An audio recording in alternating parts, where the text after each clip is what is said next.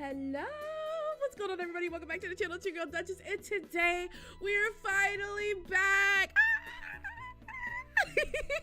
I'm so glad to be back. I know it's been so long. Shout out to everybody who's been hanging out in chat waiting for us to start a stream. I had some tech difficulties and I wanted to make sure that I at least ate and everything before actually starting.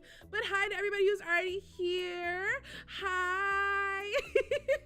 Hi Melanie. Hi Jazzy. Hi Ruby. I hope everybody's doing absolutely amazing. But it's so good to be back. I miss you guys. Oh my gosh, it has been a hot minute. I have a lot of explaining to do. I know. We're gonna get into it. Okay, we're just gonna go ahead and start from here. The last stream we did was in like early January. Ooh wee, baby. Early January, like the first few days. Not where you been. Meanwhile, Simon in the chat talking about where you been. I'm gonna explain, okay? So the last stream we had was in January when I was at Des' spot. So I streamed from her spot. I know it's been a little minute. I honestly needed a huge break. I was very much so burnt out between work, between traveling and getting sick every single time that I traveled. I was doing so much, and then the holidays happened, and I love spending time with my family. I love spending time with people in real life, and not just over the screen, but the way I was just like so not emotionally, socially drained after my energy after everything. Like even like guys, I went through so much starting from October, right? October we had TwitchCon, and then I spoke at Afrotech. November we had Thanksgiving. December I had Des's birthday, and then we had Christmas, and when I went to Houston, because I went to for his birthday we went to Dallas. Then for Christmas I went to Houston, and then I went back to Dallas for New Year's, and then immediately a week after I came back I went to Australia, and I got sick in Australia and was sick a week straight after that. Got caught up on work and everything like for the next 2 weeks on that, then found out that I was going to be going on a trip to Atlanta, so then I went to Atlanta and I got sick in Atlanta. There's been so much that's happened. Oh my goodness. Hi Abigail, how are you, love? It's just been a lot of ripping and running and running and ripping and ripping and running and running and ripping. Like there's just been so much for me to do that like I just needed to give my brain a break, and like I just did not have the bandwidth at all like to fully like stream every single day. And there's still like a couple of different events and trips and things that are coming up, so I'm gonna have to plan accordingly. But I'm sorry that I've been gone for so long. I realize that I am not going to be able to be as consistent with streams anymore with you guys, but it's for a good reason. It's because things are really starting to pick up and go in the direction that I want to outside of the content that we make on here. Like for example, I told you guys I was able to speak at Afrotech. That leads us into the next few announcements that we have, which is part of why I'm like streaming a little bit less and doing a little bit more posting. First one is for anybody who's been super excited about the upcoming game Loftia. If you don't know what Loftia is a cozy game that's been in development for several years now. Cozy games originally started by a couple who quit their jobs and they decided that they wanted to make a game together, and it's grown into this huge project. And I'm super excited to announce that I am a Loftia partner, which I'm so excited about. I have been watching this game since before I even knew that there was a cozy gamer in me, okay? So I'm so freaking excited, to work as a Loftia partner and to be able to showcase the game when it finally drops. I can't wait. Hi, Siobhan. Yes, we're live on both. You said, hi, how are you? You said, I found out about it today. So excited. Yes.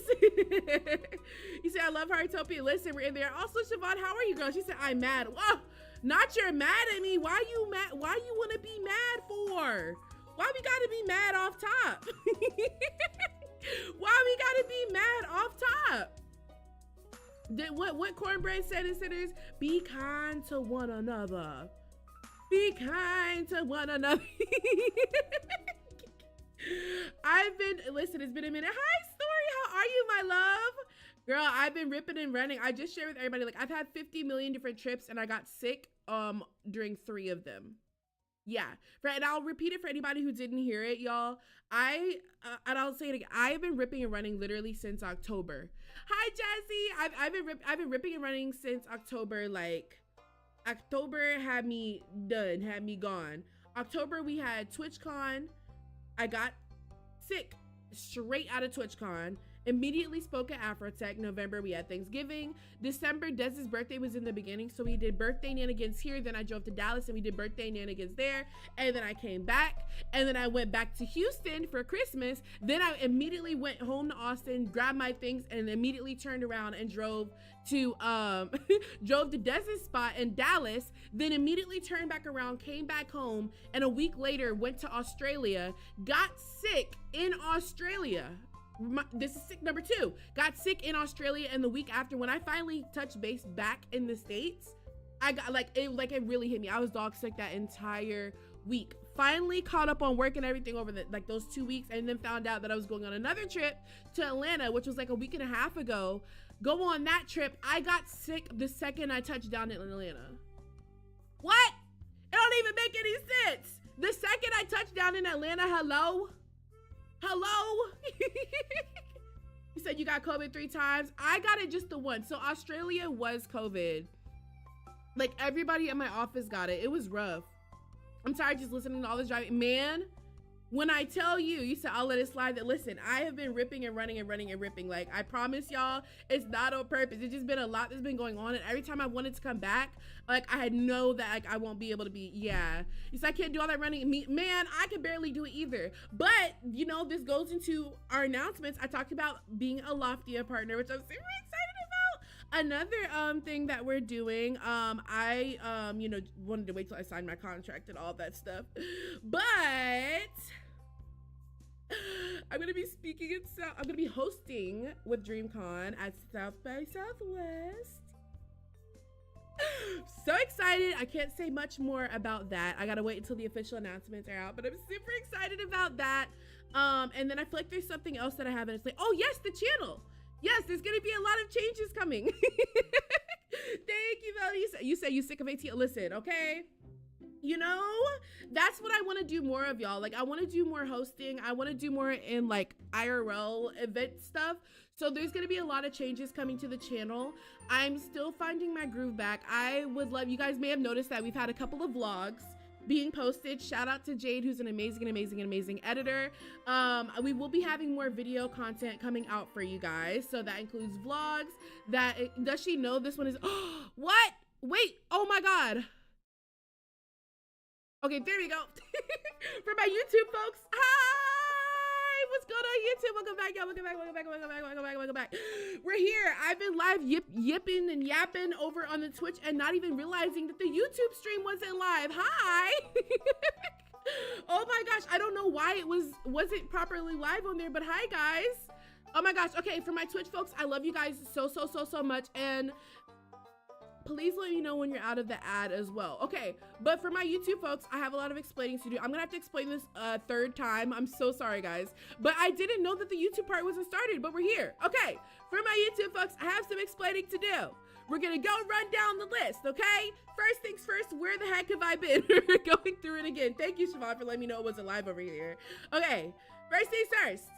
I have been ripping and running, traveling, and getting sick. Let's go through this again. October, I had TwitchCon, got sick immediately after. Then I had to go to Afrotech because I spoke at Afrotech, so I was there for the whole week. Came back November, we had Thanksgiving, and I had to go down to Houston for that. After that, in December, it was Dez's birthday, so we did nanigans here. We drove all the way to Dallas, did nanigans there. I came all the way back to Austin, drove to Houston for Christmas, then drove back home to Austin, and then immediately, I kid you not, within the same 30 minutes, I touched down at the house, immediately turned around and went back to Dallas for New Year's, which y'all saw because I streamed from Dez's spot. It's so much. And that's not even the most of it. Came back home to Austin, and a week later went to Australia, got COVID in Australia. The second I touched base back in the States, my body was done. Okay, it was done. But you know, we're here. So yeah, that happened, got sick, finally recovered, took 2 weeks to recover and get back on track at work, and then found out I was going to Atlanta for another trip, got sick the moment I touched down to Atlanta. And now we're here.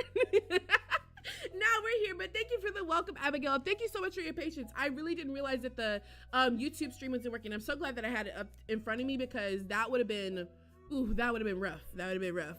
But thank y'all for letting me know that the YouTube stream wasn't going. As far as announcements, I did announce that we are partnered with Loftia.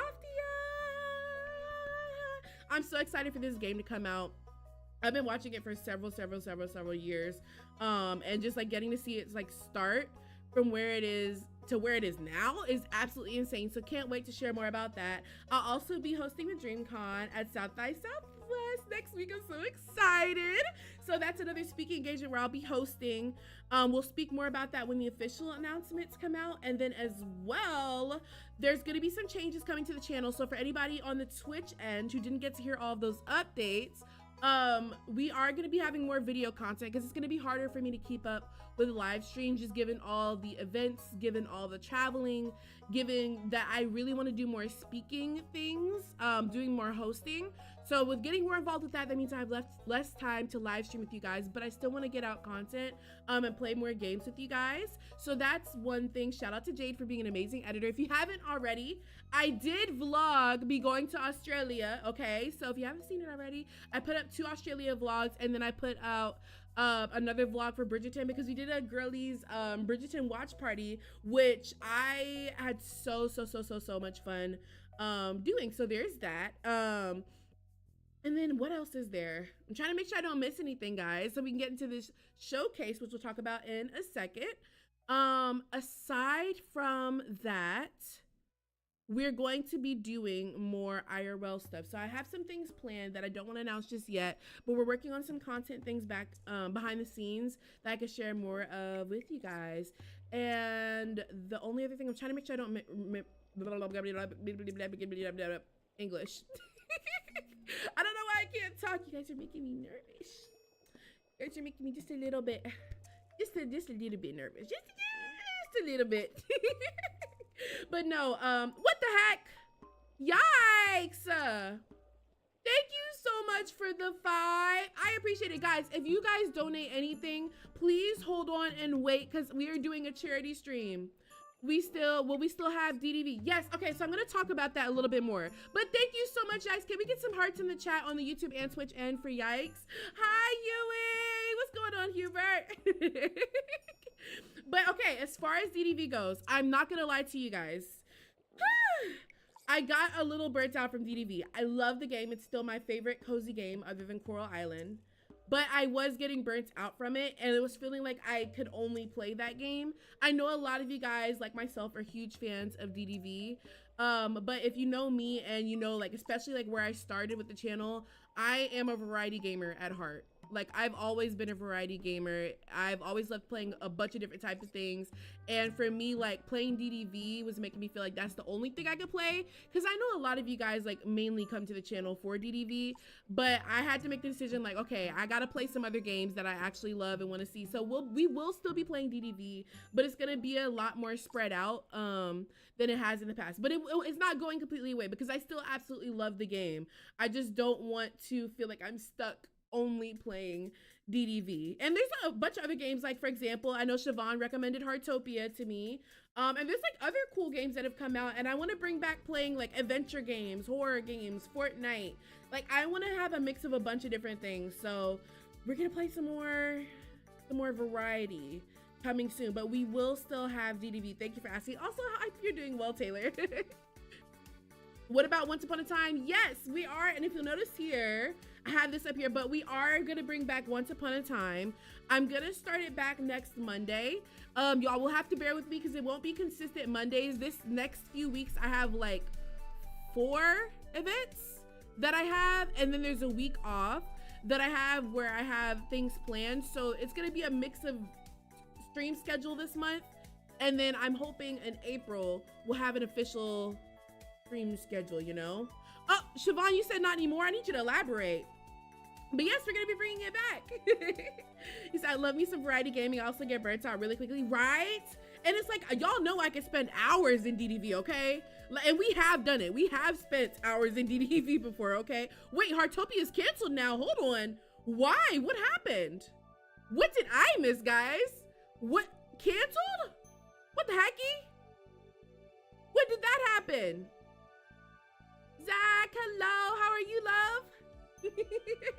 You said, I am, thank you, and glad you are too now. Thank you, I appreciate it. And thank you for asking that about DDV, because that was the next thing that I was gonna talk about. But what we are gonna do though, I am still gonna be putting votes in the community tab on YouTube or Discord. Wait, guys, let me know in the chat right now. Is it better for me to put it in Discord? I know some of you guys are on Twitch and some of you guys are on YouTube. Should I put the vote on Discord or should I put it on the YouTube community tab? I know that's OG, what we used to do all the time, but we'll vote for the games that we're gonna play like each month. That way it makes a lot of sense, and that way I get to play the games I want, but you guys also have a choice in it as far as what you guys want to see. Let me know. There's a lot of drama. Y'all telling me that there's drama. I need to know what the drama is, huh? Because I haven't caught up on K-Stream, but I did hear mention something about Heartopia. Oh gosh, I should have played it when everybody loved it. No, I do have it though, so maybe we'll have to dive into that one day and talk about the drama, and I'll give like first impression, because I haven't opened the game yet. I downloaded it on my phone, I have it on the computer, but I didn't open it yet because I wanted to wait to play it with you guys. Maybe we wait a few more minutes for people to join and we can run a poll on YouTube, Twitch, and ask people to only vote once. Well, what I'll do is I'm gonna actually put it up after the stream, because I want to put together the specific games that I'm thinking about playing. Well, I guess we could put it up after a few people join, huh? Melanie, do you have editor access on YouTube? Because I wonder if you can put up the poll on your end. I'm curious. Racism. Oh, I need to do my research. I need to do my research, because we don't do that. We don't do that. He said, I know I can on Twitch. Let me see. Okay, no worries if it doesn't. I'll have to figure out if I can give you those perms. He said, let's play K said there's something race. Oh gosh. I'm gonna have to look into that, and then we'll have to yap about it as well, because ooh-wee, that's not good. That's not good at all. And I'm so mad because I haven't tried it yet. Why do we have to do this? Why? Also, if there's any games that you guys want to call out, make sure you guys are in the Discord, because we do have a suggestions channel that I do go and look at. Whenever I'm trying to find new games to play, I'll go in there. Wait, you can't hear? Wait, you can't hear what? Me? Oh, you can't hear. Got it. I'm here. It's clicking. So yeah, just look it up. Okay, I'm gonna look it up. I wasn't sure if I could write that in chat. Listen, we're honest here. As long as you're not being disrespectful. Hold on, let me look it up. Let's see. Heartopia racism issue. All right, let's see. Let's go to a reputable source. What is this? I don't know that I have a reputable source at the moment. Okay, I'm gonna look into it and we'll yap about it. We'll do a yap session about it sometime soon. Was it in February? Ah, that makes sense. Melanie said, girl, the poll. Hello, are you okay? Long story short, they had one of the black NPCs making a... Now, why would they do that? That's so tone deaf. The devs for Heartopia took that certain thing off. I want to know what made them think to put that on there in the first place, though. Where are the devs from Heartopia from, y'all? Hold on, let's see. Where are the Heartopia devs from? China? Okay, you know what? Ooh, no, I can't. It's very tone deaf to do that.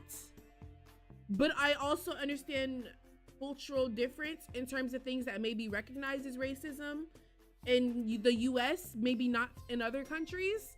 I can't completely excuse it though, because there's certain things you have to be aware of in games, you know? Yeah, from China. Yeah, I don't know about that one. I don't know. Well, we still have other games that are on the list to play. Okay, here's a couple of games that are on my mind that I know I want to play. I want to play South of Midnight. I want to play Kenna Bridge of Spirits, but we might wait because, guys, wait a minute. Okay, wait a minute. We might need to react to this. Kenna Bridge of Spirits is getting a new game. I'm so excited. And they said it's going to be more of a mature game in the sense of like more combat, like more of a challenge, more of a story built out and better cinematically. I'm so excited. And we can low-key react to it. Hold on. We might have to react to it. He said, I mean, Genshin also has had some race issues, less over it, but everyone's mad about Malani because she's basically Pacific Islander. Oh gosh. See, that's tone deaf as well. Why can't we just have good representation as a standard, you know? I think that there should be a standard across the board. I don't know what we're tripping for. I don't get it. I've been playing Heartopia, but I've deleted it now. Would never support a game that, right. I appreciate that support, Abby. I completely appreciate that support.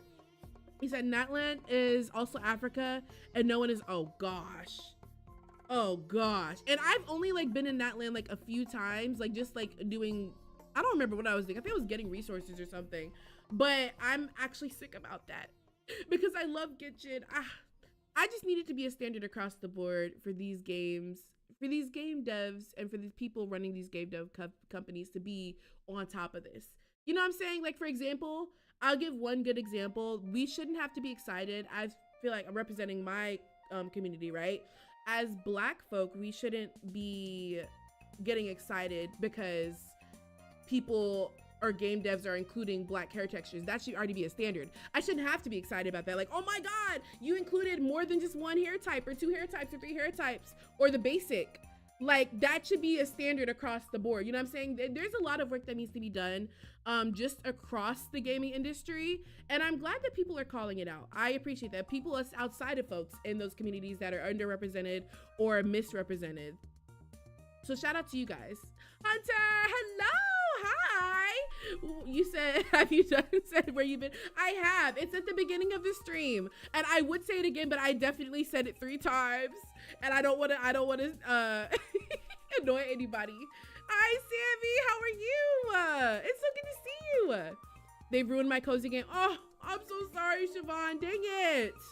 We also have so much diversity available at our fingertips with the internet and our phones. I don't get why it's not a standard. Exactly my point. I'm like, as a game, if you want to make money, right? Or if you want to have a large audience, like, I would think, why would you underrepresent people who can make up a large portion of the audience? Like, think about it from a business perspective, right? Like, why wouldn't you have that representation across the board? You know what I'm saying? Like, you're limiting your potential audience with that. But, you know, I digress. That's a whole conversation for another day. Okay, so we're gonna get into the major part of why we're even doing this stream. Well, not why we're doing this stream, but there was a huge thing that happened today. We are currently joining Dames for Games in their Women's History Month fundraiser.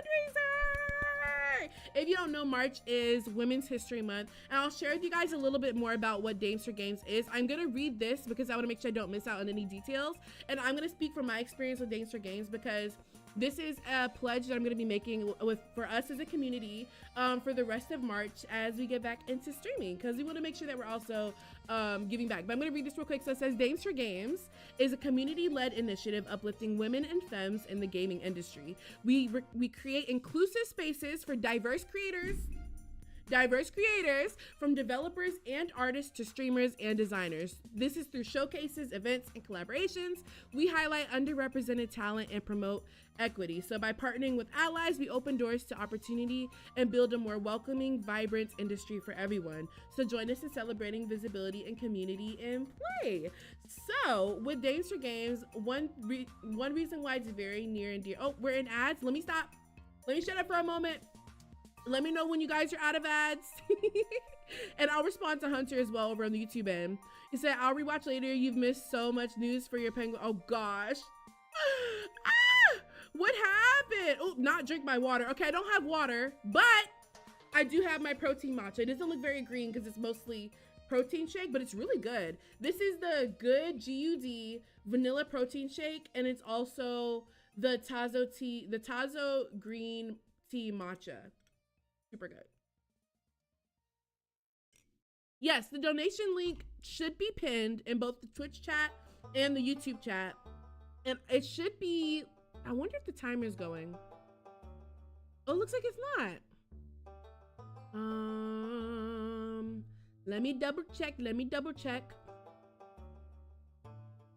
me know if you guys see it or don't see it on your end, but there should be a timer that actually shares a little bit more about that. But the link is in chat. Let me know if it's not working for you guys. But hi, Bobby. I hope you're doing well. It's good to see you. Also, I think, okay, no, I think we're good. But yes, it should be on there. Okay, perfect. Yes. Okay, so now that we're back from ads, I'll share a little bit more about Dames for Games. So Dames for Games is very near and dear for my heart because the founder, one of the main founders, Christine, is such a sweet soul, like such a sweet person. She's always looked out for creators, especially small creators, black female gamers, including myself when I first started gaming. A lot of you guys don't know, but when I first started my gaming career, I actually interned for Christine, and one of the things I'm so I always regret is not being able to have helped out more as an intern, because just things got so busy with work and with streaming and with everything in between that I didn't get to help out as much as I would have loved to. So I'm so happy to be giving back by supporting in this fundraiser, and also announcing that I am a Dames for Games creator. So this won't be the only time you see us work with Dames for Games. This is something I want to give back to. If you don't know or you haven't heard, one of the biggest reasons why I started my career as a gamer is because I wanted to fill in that gap for other gamers who look like me, whether you are a black gamer, whether you're a female gamer, or you're a black female gamer. I want to show more representation in the space, and representation that doesn't look like everything that you're seeing all the time. You don't have to always be cussing all the time or doing something crazy or dressing crazy, or whatever works for you at the end of the day. But I wanted to make sure that I also showcase something different, showing that there is a path for you if you look like me or you come from another community that's underrepresented. So I'm super excited to be working with Dames for Games with this charity fundraiser. This is going to be helping support their initiative with supporting women and femmes in the gaming industry. So we have pledged $1,000 by the end of this month, just having supported overall. So that's what we'll raise. What I'd like to do on my end is whatever we do raise by the end of March, uh-oh. What? Oh my God, hold on, y'all. The way the audio went out so quick, hold on. I was like, wait, what's going on now? I couldn't hear anything for a second. I was like, hello? But yeah. Oh, stop it. Thank you so much, Melanie. What? Shout out to you. And I'm gonna actually have the tab up. Let me refresh this. But thank you, Melanie, for making our first dono. I appreciate you so much. And let me log in as well so I can track this too while we're live. But yes, y'all, we're pledging $1,000 as a community. And let me go to the donation goal bar. I wish I hello. Let me log in so I can put it up. But whatever we make up to $500, I will match that. So if we hit that $500 goal, I will match the other 500 so that we hit our $1,000 goal. If we can get more than that, listen, okay? I mean, I have faith in us. I absolutely have faith in us. So we're gonna see what we can do. And it looks like we're currently at $50. Shout out to you guys. I'm trying to find the best way for me to track it on my end so that you guys know. Let me see. Okay, here we go. Perfect. Okay, I found the way to track it. But shout out to Melanie for being the first donator on this campaign. So we're at 50, and there are some incentives. I'm gonna go ahead and pull them up as well. And I don't know the best way to share the incentives with you guys. Maybe I'll put it in the Discord if that makes sense, if that makes the most sense. But I'll share the incentives with you guys. So for the first incentive coming up, at $100, there is a Steam Key community giveaway. So for every $100 that we make for this campaign, there's going to be Steam Key giveaway. So for $100, it's one Steam Key game giveaway. $200, it's 2 game giveaways. $300 and $400 is 2 game giveaways.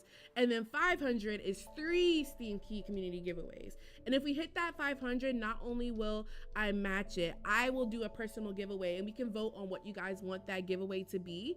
But for everybody who did donate, I'll go through and I will put you guys' name in a drawing. And we will make sure to draw for you guys to have a giveaway. So we'll vote on that soon. And y'all know me, I have my handy dandy notebook, okay? Because otherwise, y'all know, I want to make sure I write down to put the polls for the games and then put the poll for the giveaway. But yeah, y'all, by the end of this month, I have faith in us. And if you guys do donate, let me know, because there isn't a way for me, at least as far as I know yet, to like have some kind of update in the chat or anything. And if you want it to be anonymous, like let me know as well, and I won't put your business out in the street, okay? She said, ooh, excuse me. Just burped, I'm sorry. I'm sorry, I didn't mean to burp all up in the mic, I'm sorry. But she said, wait, 6K points and you're gonna be singing. I'm done, here she go. Not you still counting it. He said, my audiobook finally went live. I got a new PC tower. Okay, PC tower, excuse me, and W audiobook. These things reconnect. Also, I started delving into making games. I got the idea. I love that for you. I love that for you. I'm so excited for you, Hunter. I know these were a lot of things that were a long time coming, so I'm so excited for you. And yes, I love her too. Christine is such an amazing person. Like, she's always doing so much and giving so much to the community. So I'm excited to be a part of this.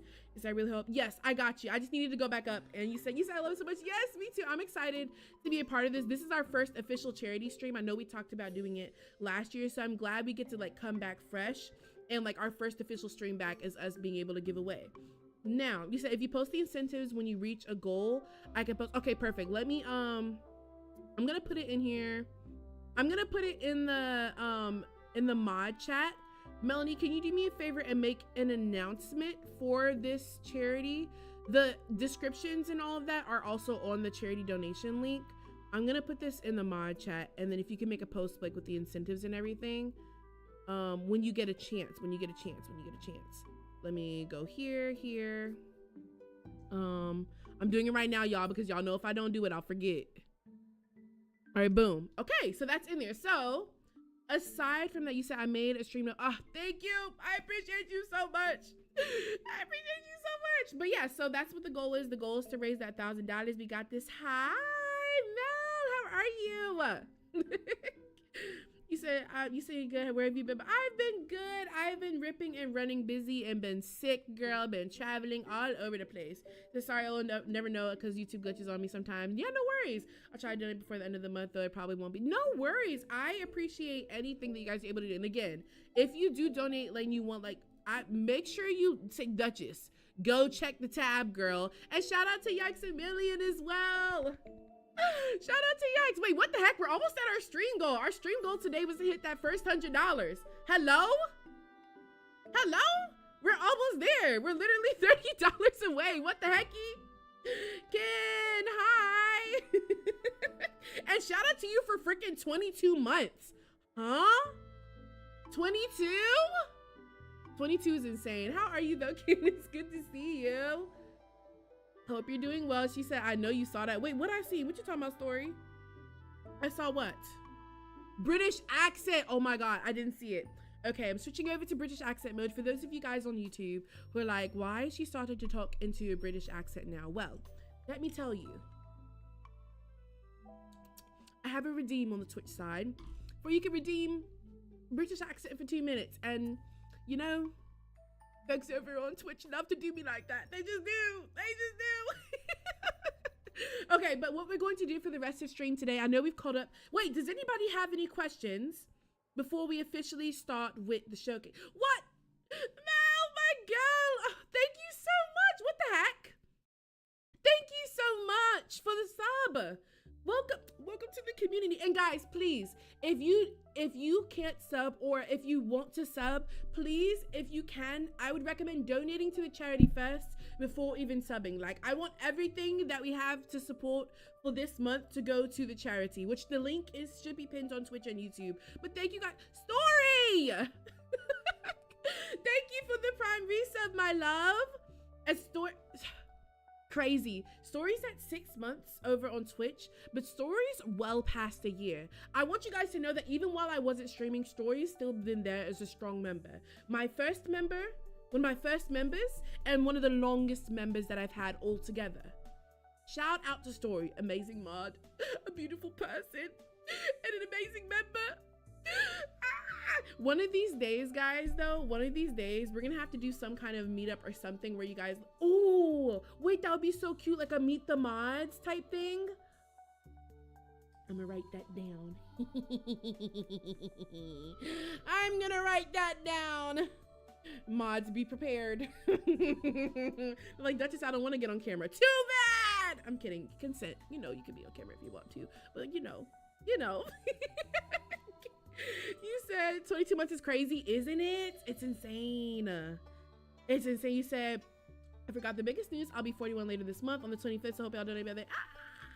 Happy early birthday. You gonna do anything fun for your birthday?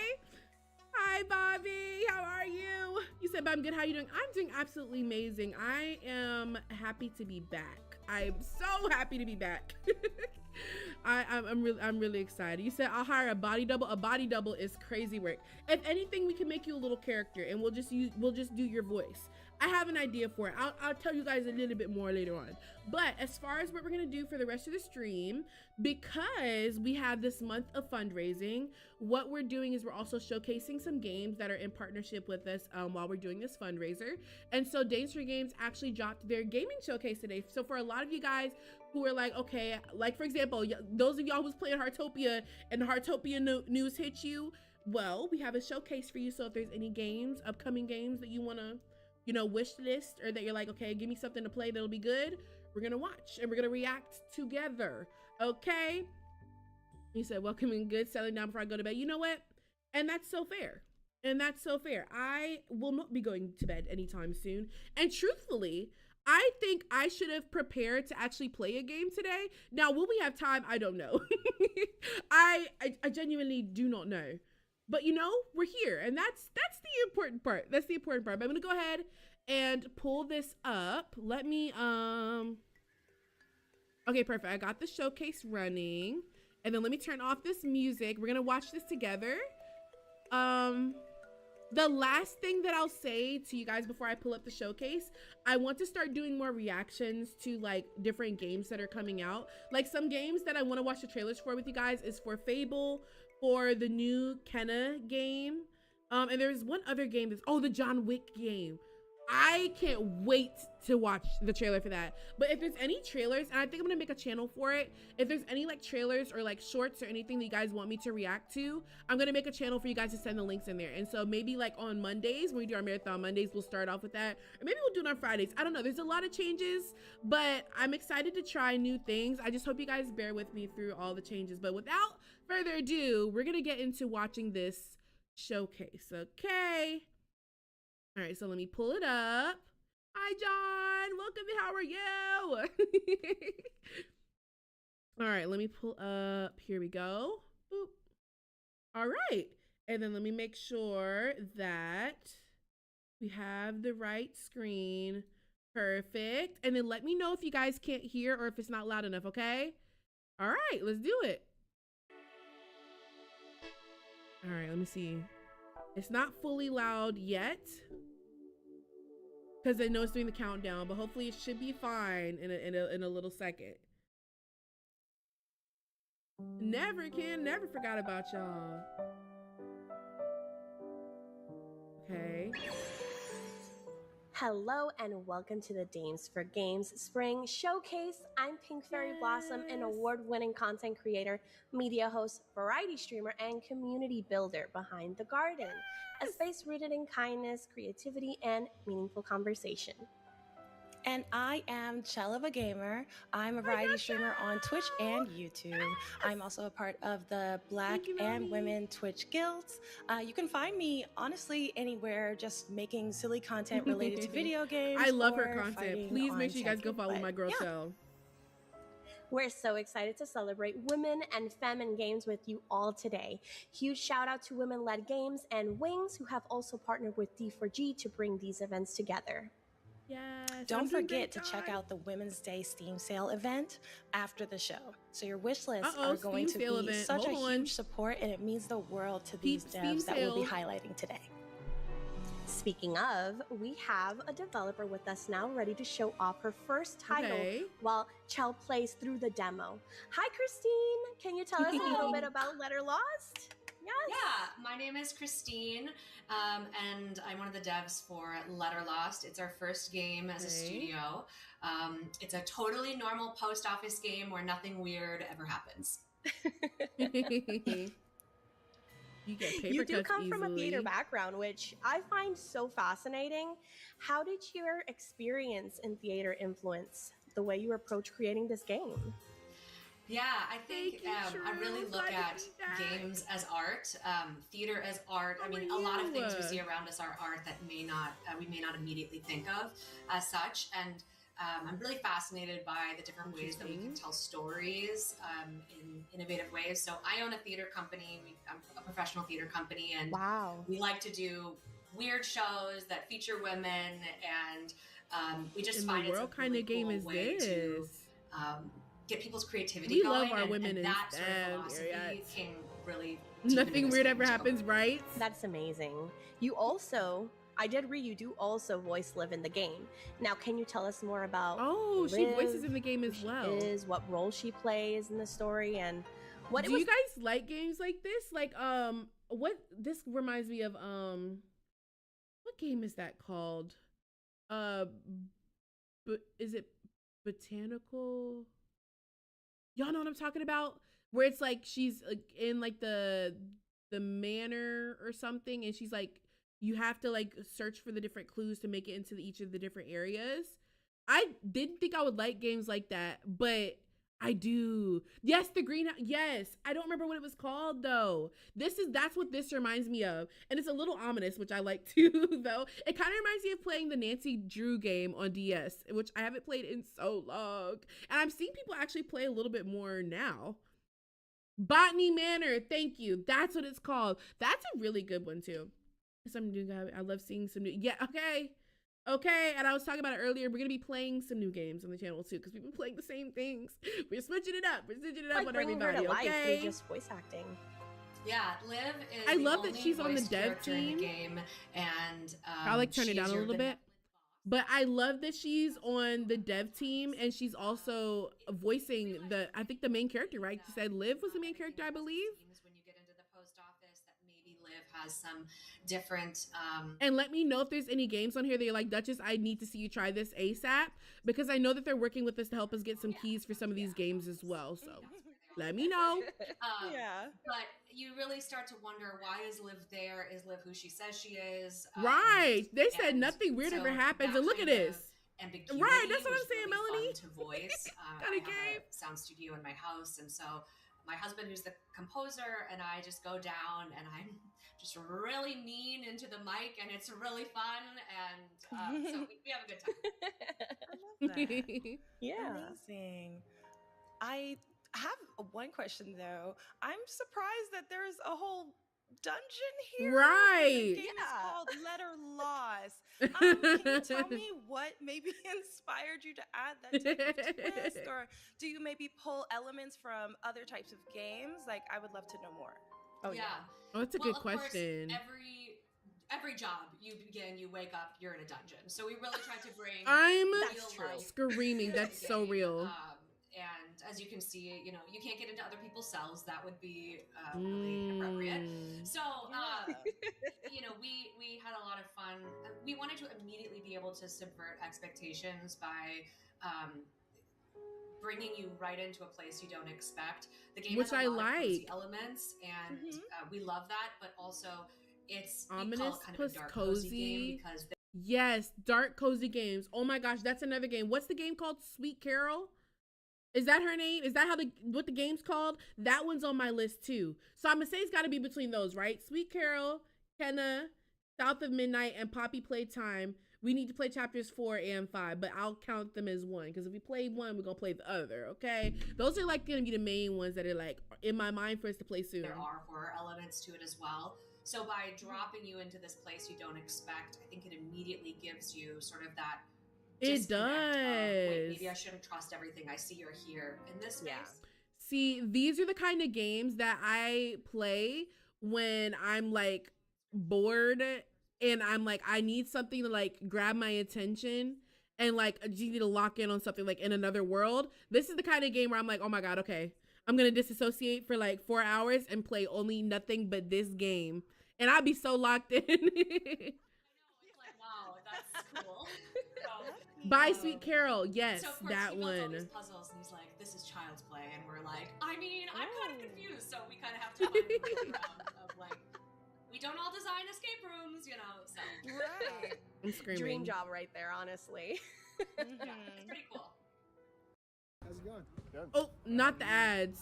We not go. We not gonna talk about it. Sounds fun. So We not gonna talk about the ads.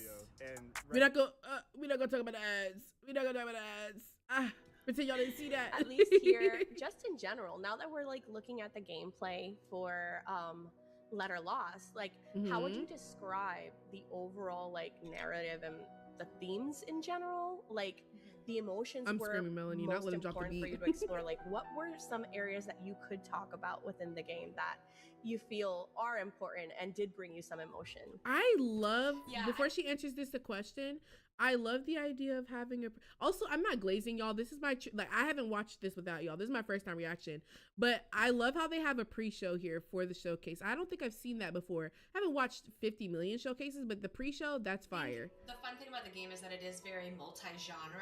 It can be kind of hard to put it into a single box. Narrative is really big in the game. There are a lot of different storylines. Actually, in the demo, you can play, I believe, 5 storylines. Wow. It really takes you exploring, talking to the people that you see, exploring the things in the post office. But you can get to some really weird places in the demo. Sometimes I watch people's streams and I'm like, that's available in the demo? Oh my God. Oh, wow. So narrative is big. There's a lot of writing in the game. There's a lot of reading in the game. But it is also a work sim. So you have post office upgrades, you're sorting mail, there's a management aspect to it. And sometimes people play it solely as a management game, which is kind of fun.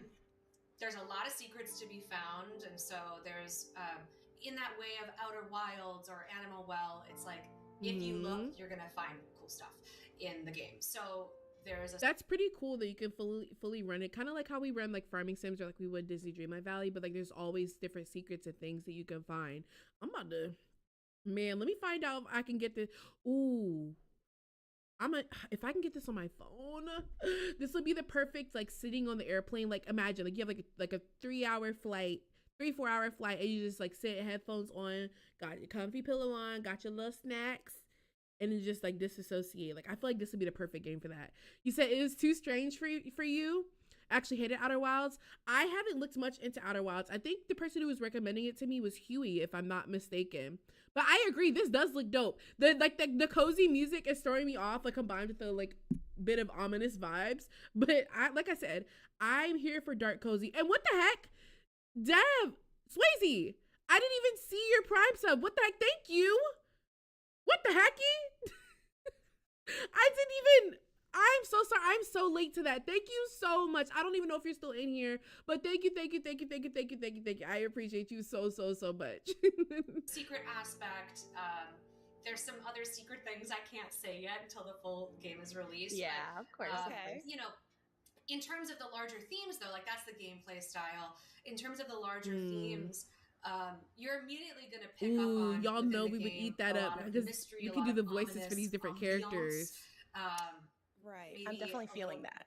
Yeah, a little foreboding maybe, and there's a lot of uncovery of what's happening on this island.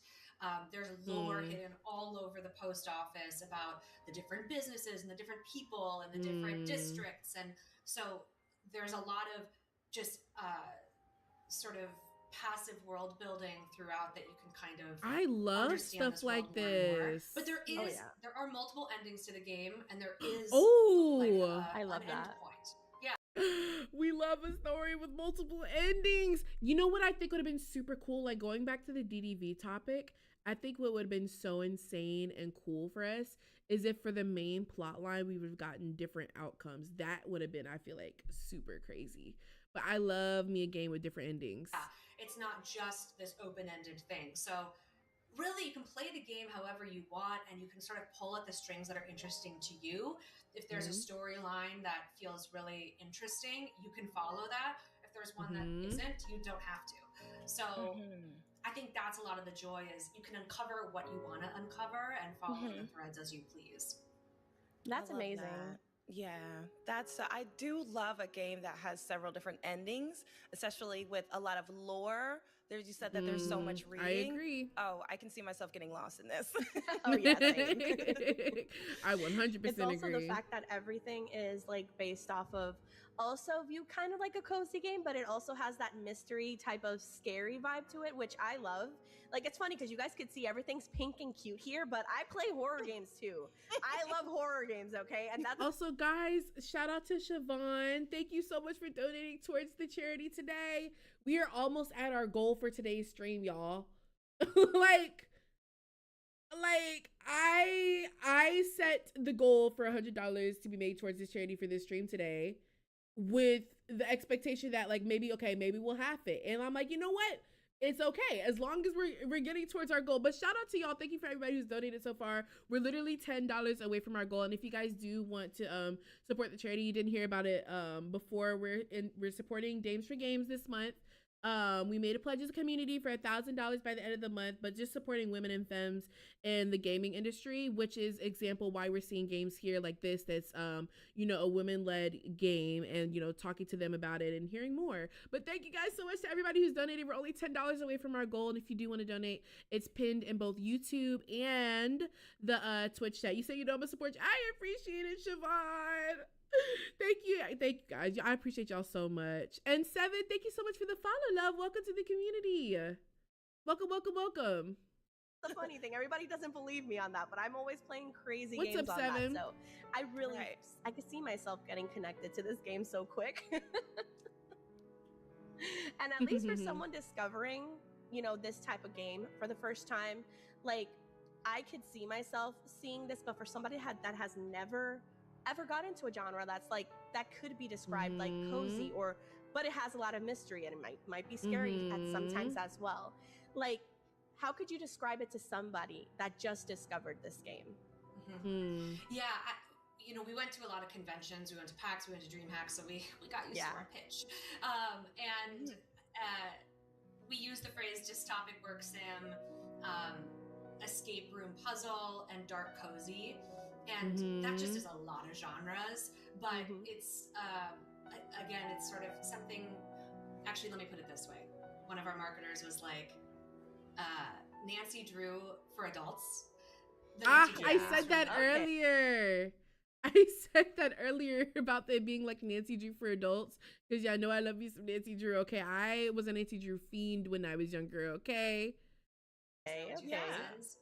But it definitely has a scarier vibe, but that sort of exploratory mystery vibe in a 3D environment. That is amazing. Literally same, Melanie. Is there anything from your background? Because like you did explain, you do have theater background as well based off of this. You also live in the game. Was there anything that connected you with your background in real life to this story that created this character?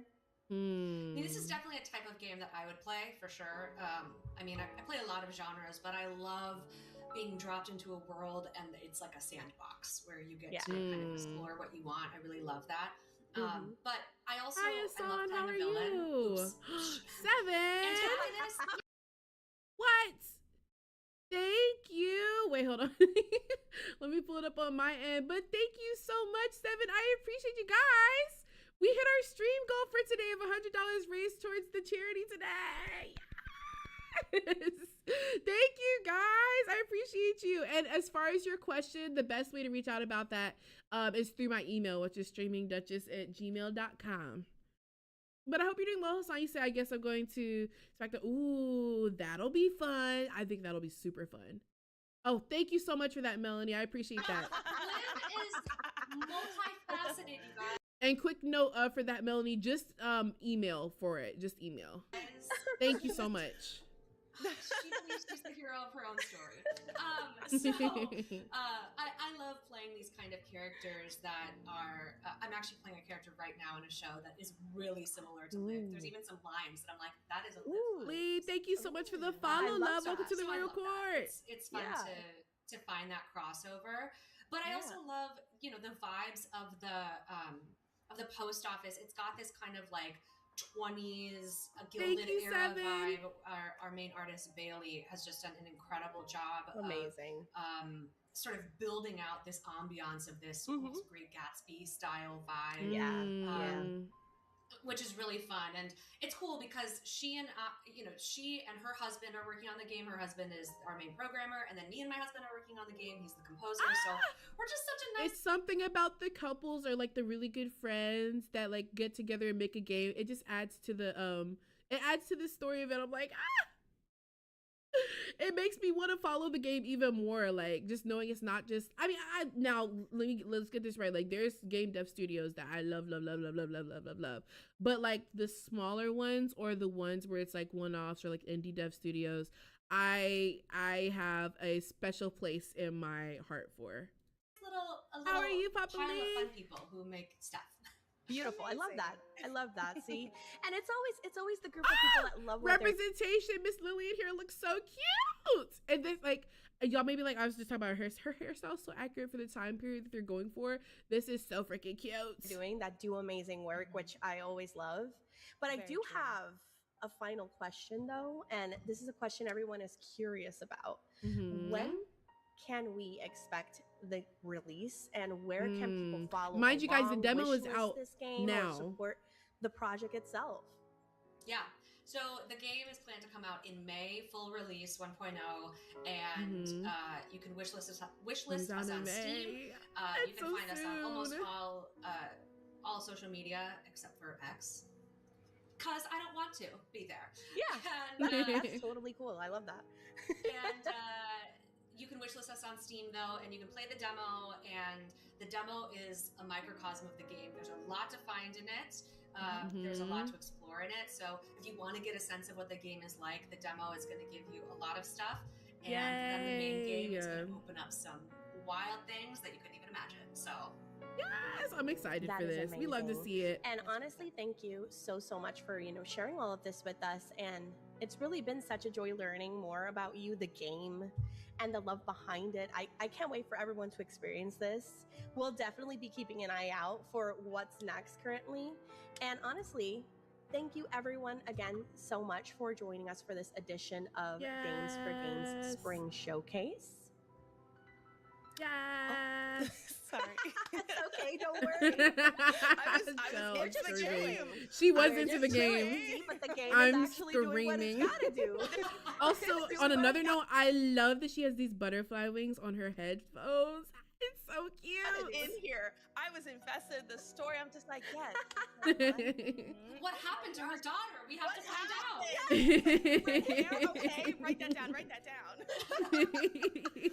That's good to see, like real time. She really got pulled into the game. Don't forget to check out the Women's Day Steam sale, y'all, and wishlist your favorite titles. Maybe I definitely will. Possibly. Also, Dames for Games is running a fundraiser to gather support for their future showcases. So make sure that you consider donating.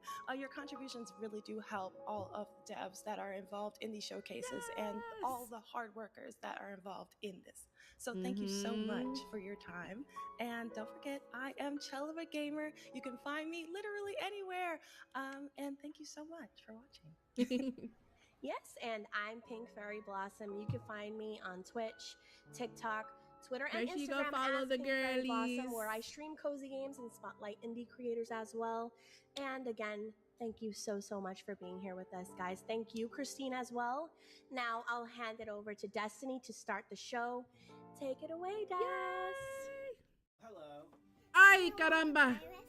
You don't see this. You don't see that. You don't see that. We're not going to talk about the ads. Yes, I'm so excited to see all these games coming up. You said no ads. I gotta do better. You said I'm screaming. I need to go ahead and get YouTube Premium. I've been slacking. Ambient, hi love, welcome to the Royal Court. Thank you for the follow. How are you? It's good to see you. Guys, make sure you guys follow the homie Ambient when you get a chance. Hey everyone, thanks for showing. My girl, Christine. Honestly, like, I love that everybody keeps coming up and supporting us and doing everything that they can to show us that women and femmes are very, very important in the game industry and in the community. Yes. So welcome back. It's March. It's Women's History Month. And you know we had to show up and show out. So this is our Dames for Games Spring Showcase. My name is Destiny, and I am your wonderful hostess with the mostest, but I also run Dames for Games as the founder and director. And I'm also so lucky to have someone who keeps me on my toes about snacks and, you know, to have my crush also on. So I'll let my crush introduce themselves first. I mean, that could be anyone at this point, Destiny.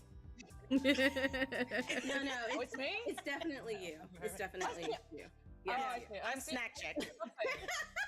Yeah, she's a snack chick. She knows who she hello, is. friends. I'm Samantha Bayard. I'm an actor based in the UK. You might know me as Karlak in Baldur's Gate 3. I'm also now in Star Wars The Old Republic, the forthcoming marathon. That might be out already. 5th of March, that's when it comes out. And the upcoming Fading That came Echo. out yesterday. Jasmine Beulah, a woman, a femme, has written that. And indie studio New Tales. And so I'm here to plug that as well. And if you want to know more about the industry, I have a series of interviews with folks called It Takes a Village, which will also take you to GDC and PAX East this year. But super busy. But I'm trying to keep it in very short, but it's nice to We be love to busy. see the and it's girls nice doing the to big see us ones. back again. We Thank love you it. so much. I really appreciated it. Yeah, I'll hand over to Snack Queen over here. Yeah. Yes, Queen. I like that. Snack Queen. Hi, I am the resident Dames for Games Snack Queen. Hi, Christine. And I, again, don't have any snacks, but we're going to just. That's on the list too, y'all. Baldur's Gate. That's on the list too. Okay, that's on the list for me to play. I think I'm gonna play it with Des. I think that'll be super fun. Or we can get a group. I'm gonna have to plan for that, but I definitely want to play that. I think it'll be Leave super Des fun. alone about that, okay? But I'm super happy to be here. I'm a content creator, creator advocate, mental health advocate, constantly, as you guys know, working on global domination. And I She's always doing her love thing. working with Dames for Games to spotlight women and femme individuals. I want to make sure I say that right. No, Okay, yes.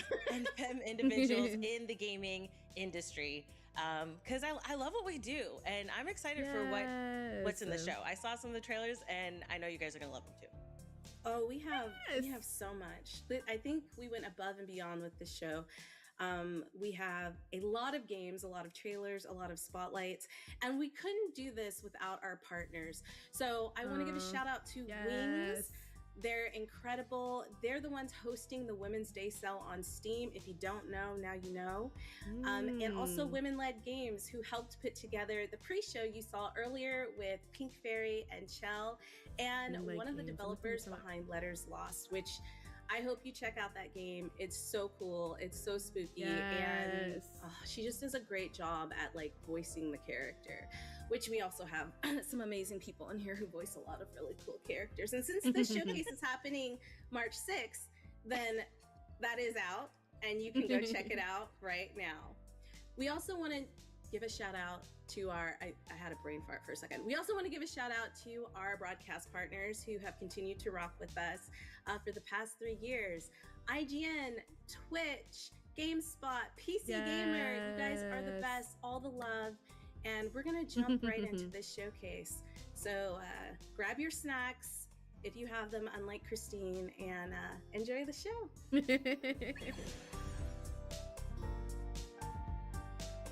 All right. Need a bathroom break? Get your bathroom break. If you need to get your snacks. I don't have any snacks, so I'm gonna have to thug it out. But we're here. We're here.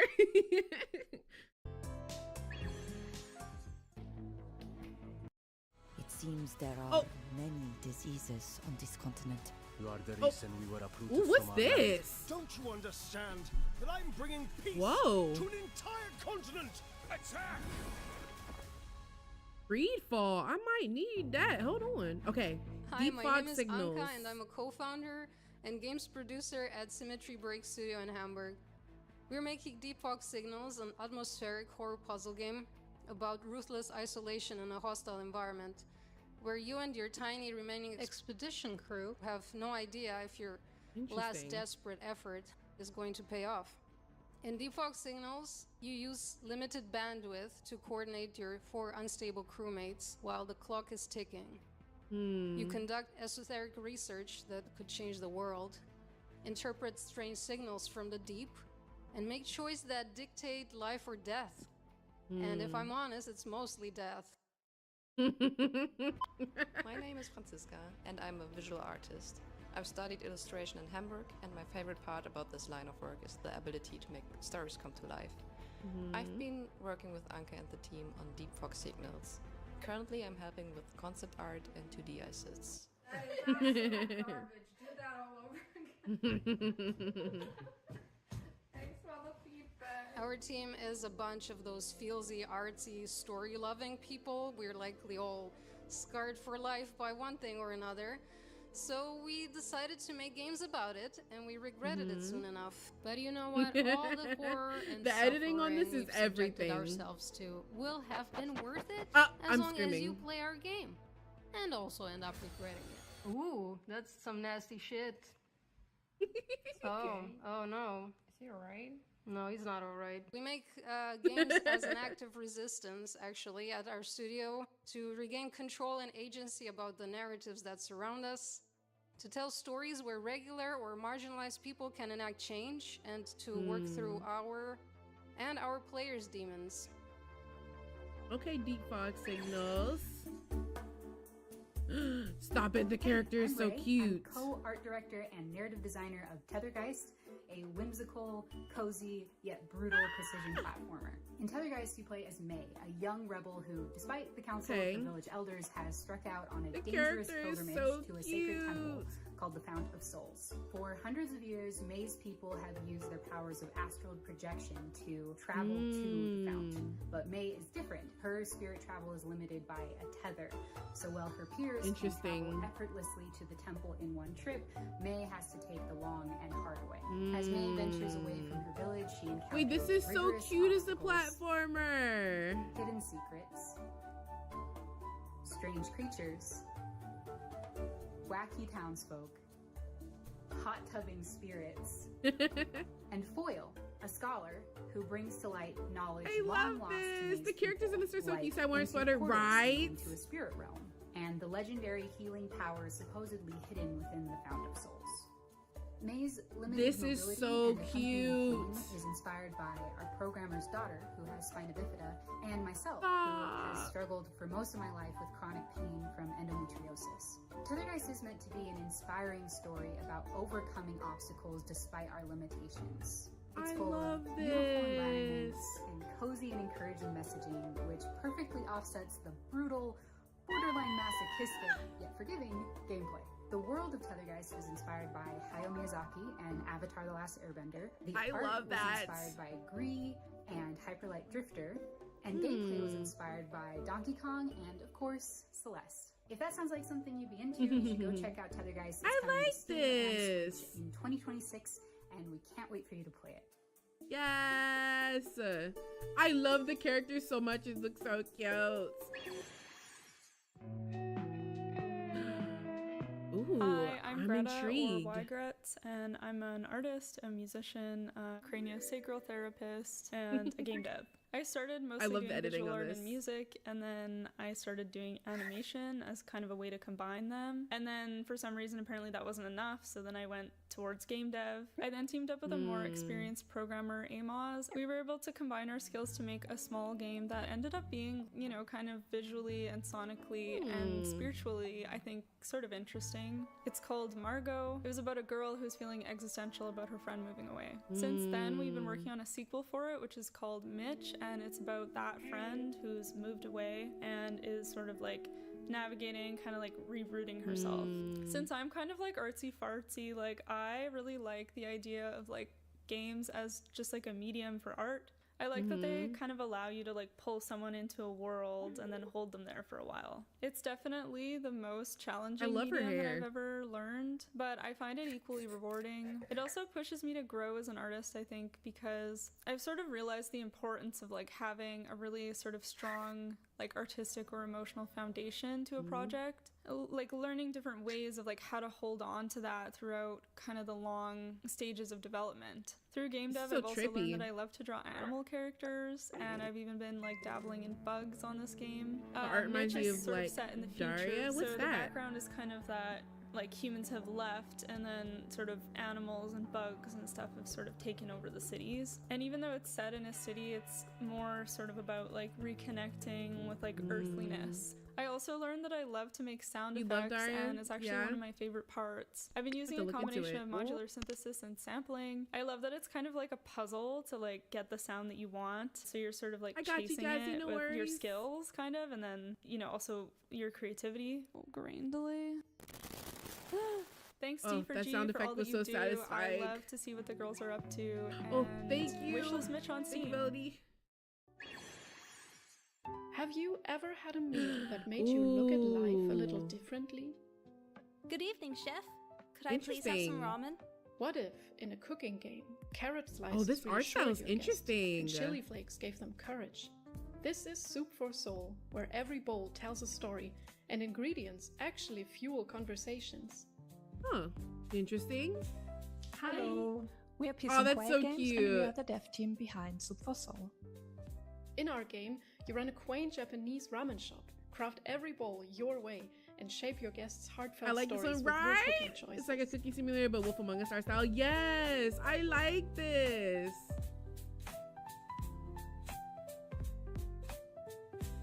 This is so cool. The initial idea for Soup for Soul was portraying a Japanese sushi chef, but over the time we figured that hot dishes might be a way better choice, so we ended up with hot ramen bowls because we wanted to give the player a sense of warmth and coziness. Another very important aspect in our game is that we bring strong game mechanics and a strong narrative equally together. Seeing the behind the scenes of I'm a story-driven game fan myself, but I tend to get bored very easily when the mechanics are weak or if there are never-ending cutscenes where there's no gameplay at all. So if you know what I mean and you agree, then Soup for Soul might be the game for you.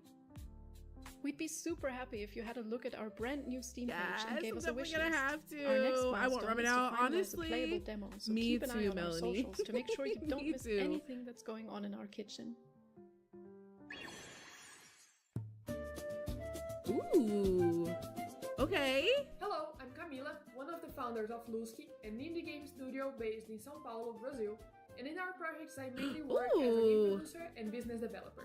We are at Games for Games this year to showcase our most recent launch, Capote. It's an online multiplayer The game characters where in this, up to I love it. 6 players play against each Ooh, other in 6 card players, games. okay. Inspired by classic Brazilian games we play with friends in bars here in Brazil. Hi, my name is Marina, and I'm the art director and concept artist responsible for the game Capote. At the beginning of the project, we did an extensive we love a good research to bossa find what nova. Hi, makes Nay. Brazil a unique country in its Mod culture Night game, and what we have in common with yes. the global south. And with Writing that, it down. our game was born. A warm sunset, cold beer, fun card game with friends, an experience that feels like That home. is a good idea for a Mod Night game. Olá, tudo bem? Eu me chamo Paula, eu sou responsável pelo marketing do Capote nas redes sociais da Lusky. Desde quando a gente começou a criar nossas redes sociais, o nosso principal objetivo her with her era cat. construir uma comunicação Wait, it's already mais out? acessível, Okay, we definitely mais gotta play this. verdadeira We e definitely mais gotta play próxima this. ali com o nosso público.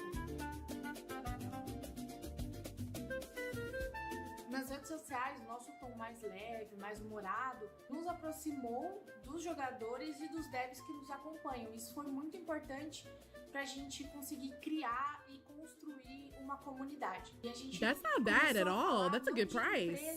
$5? Mas como dev para jogador. Essa relação This is so cute. a nossa comunidade e I love it. mais próximo do nosso público. And the music Capote is currently everything. in early access on Steam, And I so love get me a good your card friends and game. Find out who's the card game master.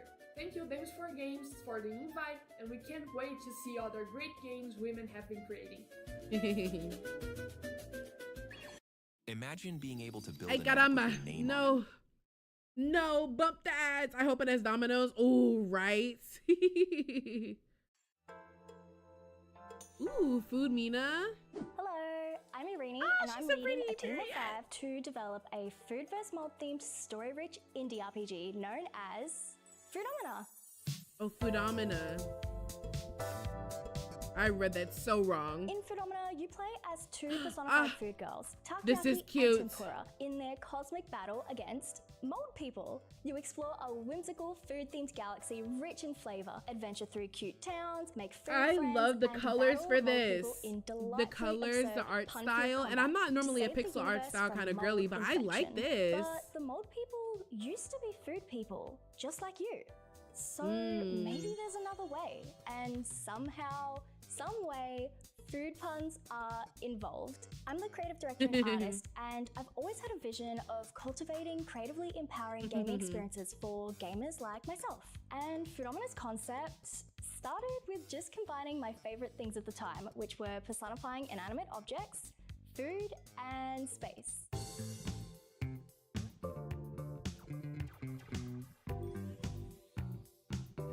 This is so cute. From there, it grew from I can't wait wanting to check take this one the out. dishes Oh we my love and turn gosh. them into fully realized personified characters. Look and at all explore the what stories they have to tell. characters. And now we have a growing mold army of kids, artists, and gamers alike getting involved in development through playtesting, fan art, making their own food soners or mold soners, and even cosplay. Engaging with our community, learning about other cultures and history, and sharing a mutual love for food has given our dev journey so much fulfillment. Hey guys, I'm Isabella and I do PR and sound design for Foodamina, where I voice a character that we're super excited for you to meet. There's a whole bunch of new characters, environments, and storylines that we can't wait for you to play. A lot of the new characters are actually foods that you guys requested and we designed. Stay tuned for our major demo update coming in Q2 of 2026. And it's already out. Yes. Uh-oh. What?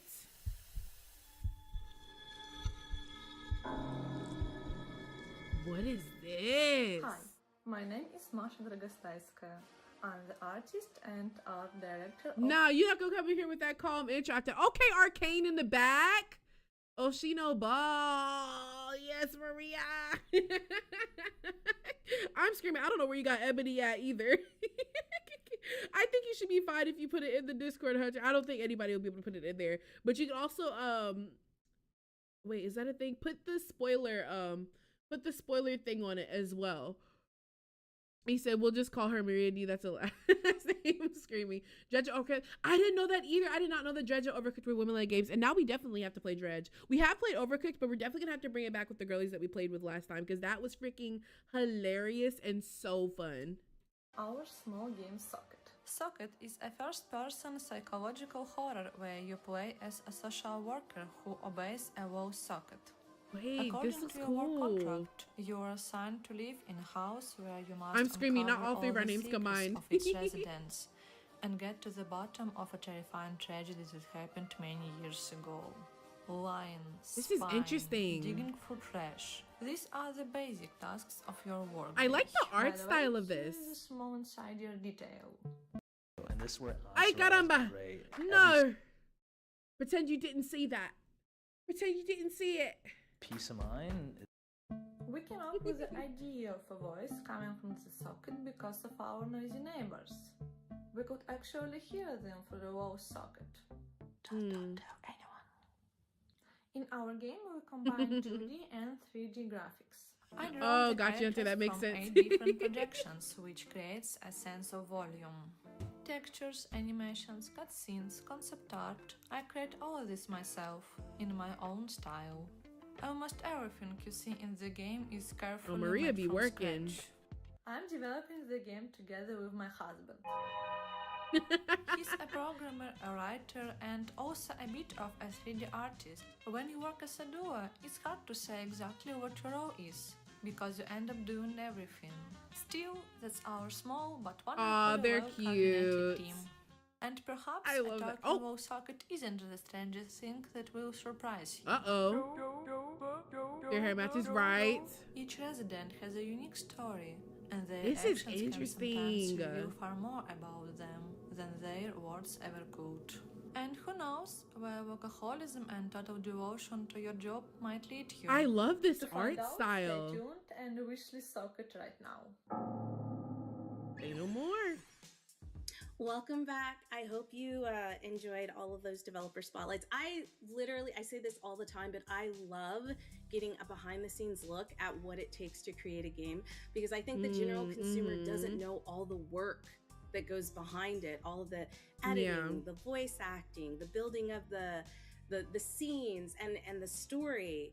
I mean, listen, it's a work of art in so many different ways. It's like an onion with all, like, why did I use onion? Onion is such layers. There's just so many layers. Anyways, yes, layers. There's so many layers. I don't know. I'm hungry. That's why I thought onion. But I'm going to pass the mic. I'm going to stop. I'm going to pass the mic over to Sam, who's going to give us some information about the sale. So all the games you're seeing today are part of our Steam event, and you can wishlist, follow, learn more about each title you're seeing. If something stands out to you, we really encourage you to check it out, support the developers behind it. As you can see, there's a lot of small micro indies here, and so every review counts, every wishlist counts. Yes. Don't forget to check out the sale, y'all. I know I am. I love getting some of my favorites on sale. Snack Queen. Snack Queen. I love it. I think that should definitely be my moniker. Speaking of Snack Queen, and you speaking of onion, one of the games I'm really, really excited about. Well, we have a few cooking games, so make sure you guys are watching, because I love food games, and there's like a few food games in this showcase, so let me know which one's your favorite down below. Anyways, I want to shout out our content creators and our streamers that are co-streaming, that are charity streaming for us. Thank you so much. Dames for Games is very grateful for all of the time you take to help us with our vision and with our organization. And speaking of, we are currently doing a month-long fundraising event, and you can support Dames for Games and everything we do if you by haven't donating, already. The link or is also pinned in the showcasing Twitch and YouTube chat if you creators guys that want to are support. working with us on your socials. So thank you. You might find your new favorite creator on Twitch. Just saying. I know I found a bunch that I now follow. But wrapping this up, because we have something very special coming up that we've not done before. We usually do interviews, but this time we're doing a roundtable, and we have some incredible individuals, some leaders of innovation that are going to sit down and have a very candid talk with us about the industry, their role in it, and what they'd like to see in the future. I was going to name them, but they're amazing, and I'm going to let them introduce themselves. So sit back, relax, and get ready for this conversation. You are not going to want to miss it. Yes. I love the art style of all this. Hey everyone, welcome to the first ever Dames for Games roundtable. I have brought together some amazing trailblazers, some beautiful innovators who we're going to kind of sit together. Like, honestly, I'm not going to talk as much because I know I talk all the time. I'm going to let them talk. I'm going to pose the question, and then they're going to discuss how they kind of navigate. What's up, Melanie? Oh, move my. Oh yeah, because my face cam's in the. Let me move it to right. Ay caramba! Hold on. Let me move it so that I'm not in the way. Is that better? That should be better, right? Like I could put myself right here so that y'all can see. Yeah? Yay, okay, perfect. Thank you. The game industry, the community, the space, because I believe it's something that a lot of femmes and women would really connect with as they're either getting into development, going into school for it, or entering the industry themselves. And what better way to learn how to navigate the industry than from veterans who have basically carved their own space and Oh God. I mean, like, I think all of you have inspired me in different ways because I've all had conversations with you, and I just want to share that inspiration with our community and beyond. So yes, let's get started. First off, I would like to introduce Mary Kish from Twitch, and I'm going to let her give a little bit of a background about herself before we go to the next person. Thanks, Des. My name is Mary, and I now head the community at Twitch, which is such a wonderful and exciting job. Before that, I actually worked as a game reviewer and producer at GameSpot.com. So I have been in the games industry for a minute. Several decades now, shockingly. But it's currently my honor to represent over 7 million streamers on Twitch every month. People come to us and oh my their God, teeth no. are so bad. Pretend that you they don't see this. Pretend you don't see it. That's awesome. That's incredible. Thank you, Mary. I love it. All right, and next, I think that's really important. You also love what you do. Next up, we have Rihanna. Rihanna does a lot of different amazing things. And I knew I was going to mess up and not remember all of them. So I'm going to throw it to her so she could tell you a little bit about what she does in the gaming space. Man, props to y'all and entertaining Thank Duchess. you. Oh, So I yeah, could I'm Brianna Manuel Pena. I am one half I'm of screaming. DNR Media Consulting, which is a video game consulting firm. Inside DNR, my partner Danny and I do video game writing. We do brand and marketing and messaging.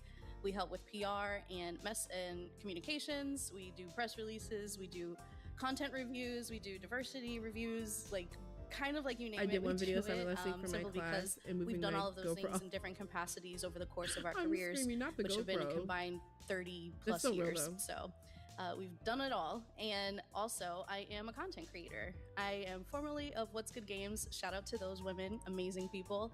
And currently a part of Gamertag Radio alongside Danny Pena, Paris Lilly, and Peter Toledo. So yeah, if you can think of a job in gaming, I've probably done it or worked for the people who do it. See, I told you it was a lot. There was no way I was going to remember all that. But incredible, incredible. And that just shows you that you can start off doing all kinds of things, and there are different pathways to get into the industry. There are not just one distinct way. Like, you don't have to be just a 100%. developer, or you don't have to be just a content creator. You can do whatever you want. And the next guest has carved their own space and has done some incredible things. You might have seen her on the news, you might have seen her on TV. Letta J, aka J Watts, please introduce yourself to the community. Thank you so much, Des. So happy to be here. I am Letta J, that is my artistic name. I'm a Grammy-winning recording artist and published songwriter. And created Coexist Gaming, which is actually an agency. We're a full-service solution that just gets brands, talents, and products in front of the next generation.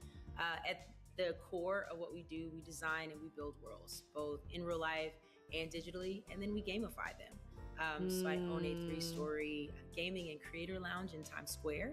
We've been called the Soho House for gamers and creators. And our entire goal is just to really serve as a cultural bridge that creates this very authentic and immersive ecosystem that just reflects not only what the next generation actually gathers and plays, but how community-centric we are, and most importantly, how we are the solutions for a lot of businesses that want to be in front of us. That's what's up. All right. Okay. No, I mean, like, it's so nice to be among so many talented women who are like making moves in an industry that I think my entire community loves and I love.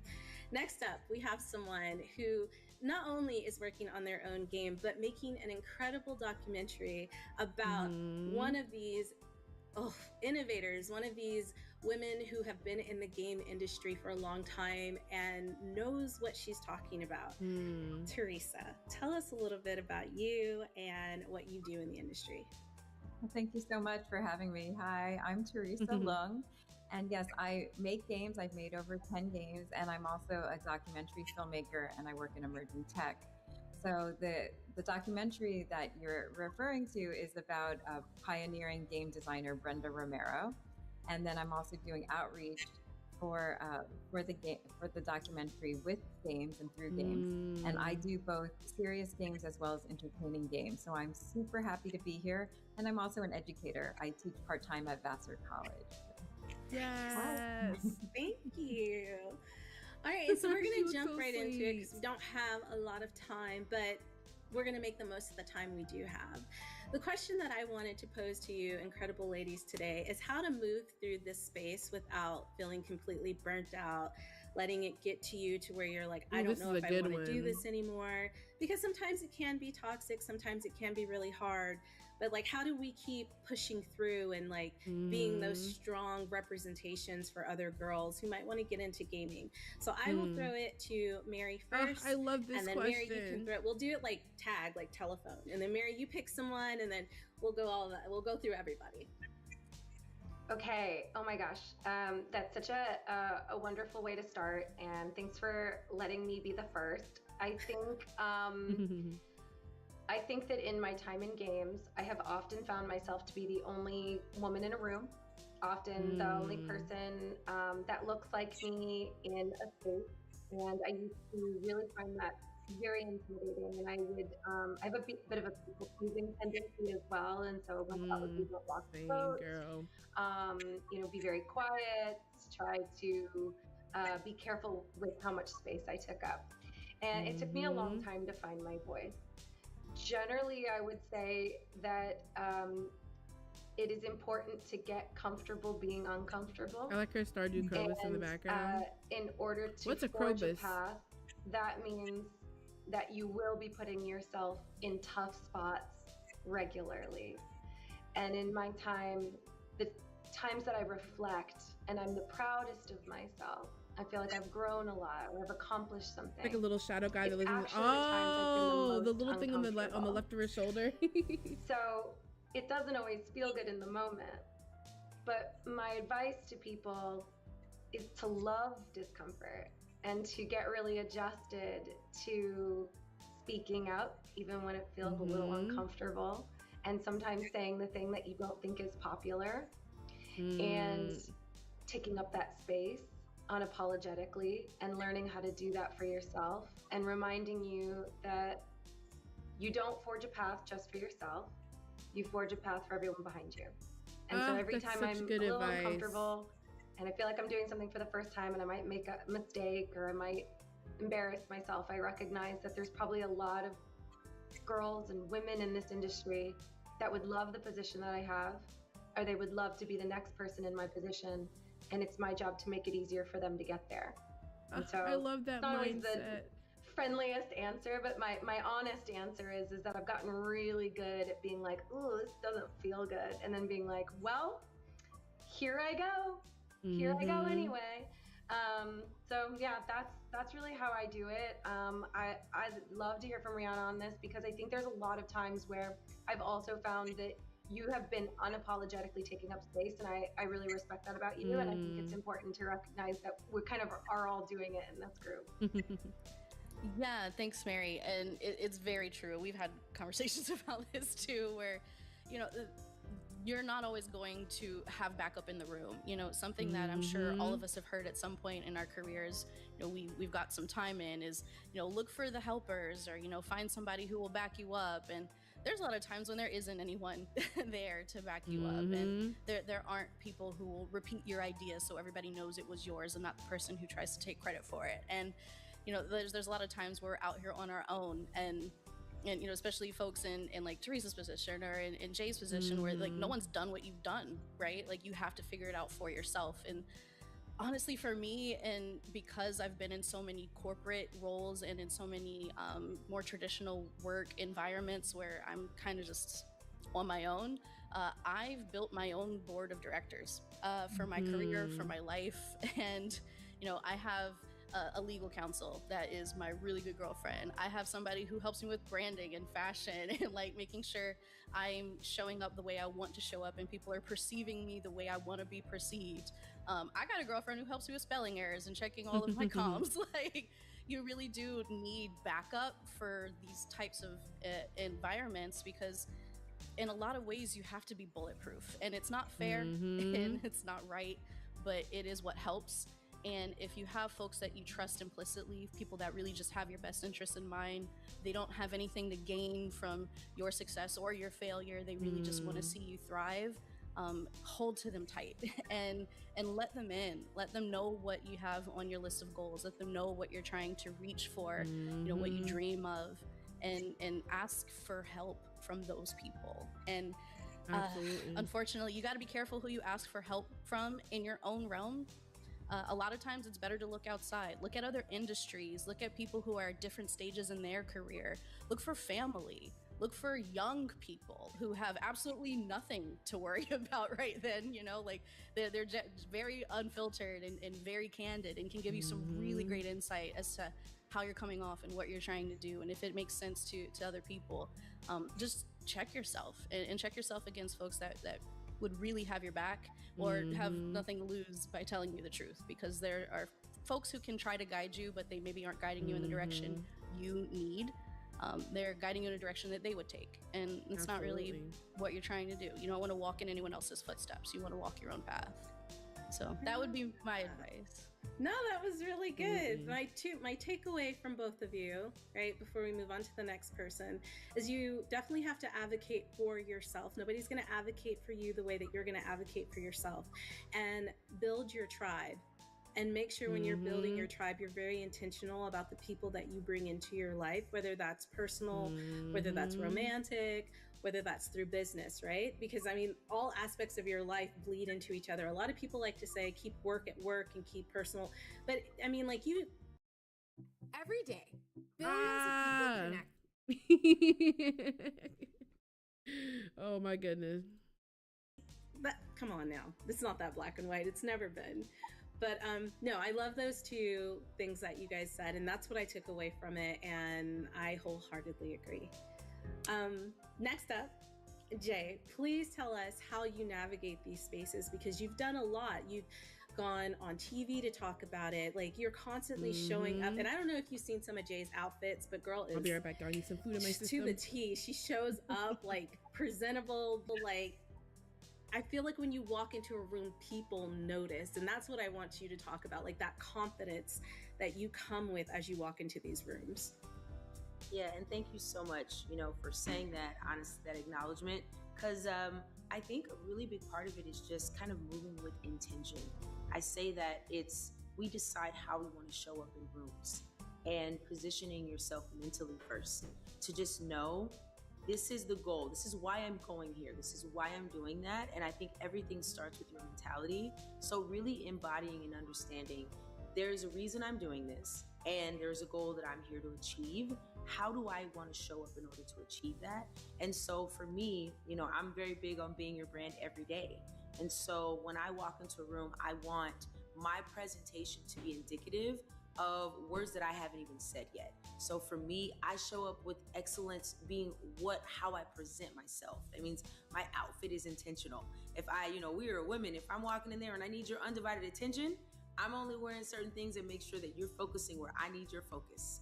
And when I am, and that's with any environment, right? So if it is, if it's gaming related, it's music, whatever, I really I think it's one of those things that they say, what do you bring to the table? I bring what the table needs. I understand my capability. I could build the table. Period. I could buy the building that the table's yes, ma'am. But if there's already a table, then I don't need to bring a table. So I want to bring what the table needs. And so because I live that way, I think it helps strengthen an understanding of how you need to show up in order to navigate in the world. Miss, I like her. I do think as women, we have a specific Hunter. responsibility of thinking about some elements that maybe other people don't have to think about, And so I do believe our charge is a bit different. We have to be mindful of the message that we're going to send before we show up. We have to be really intentional. And part of what helps me remain confident, to be very honest, is knowing that my creator is actually what I want them to see. I think that for me, God, my faith, my spiritual base is why I navigate the world with an understanding of it's actually not about me. Everything I'm doing is bigger than me. Impact is bigger than me. Yes, ma'am. I love being a vessel when I'm being used for a purpose. My purpose is to achieve that goal, and that goal can live far beyond me. So I just need to do my job. I need to do what I'm here to do. and I get really focused about and like hyper focused about whatever that mission is, and I go for it full fledged. Exactly, Melanie. And there's no time to doubt. Like, get rid of that. You know, I don't. I there are a lot of I have friends that suffer from imposter syndrome. I'm like, you are not an imposter. You belong here. Don't forget it. I'll remind you as many times as you need to. So when you say your tribe, it is really important that your tribe is also empowering you, filling you up, right? Because every time, if you're a vessel, you're being poured out of constantly. You're giving constantly. You have to be refueled. Absolutely. And I think when you are making those intentional decisions, including who you are attached to, who is helping fuel you. Yes, exactly, part Melanie. of the confidence you have too, because it's all And I sort love of that energy. for her. You know, what you're giving off, what you're magnetizing, what you're attracting, and it helps you navigate in a way that makes you very firm because you understand who you are and what the greater goal is. No, that's really good. That was great. That was great. Ma'am. And then I'm gonna give my thoughts, but first I'm gonna throw it over to Teresa, and it's the same question.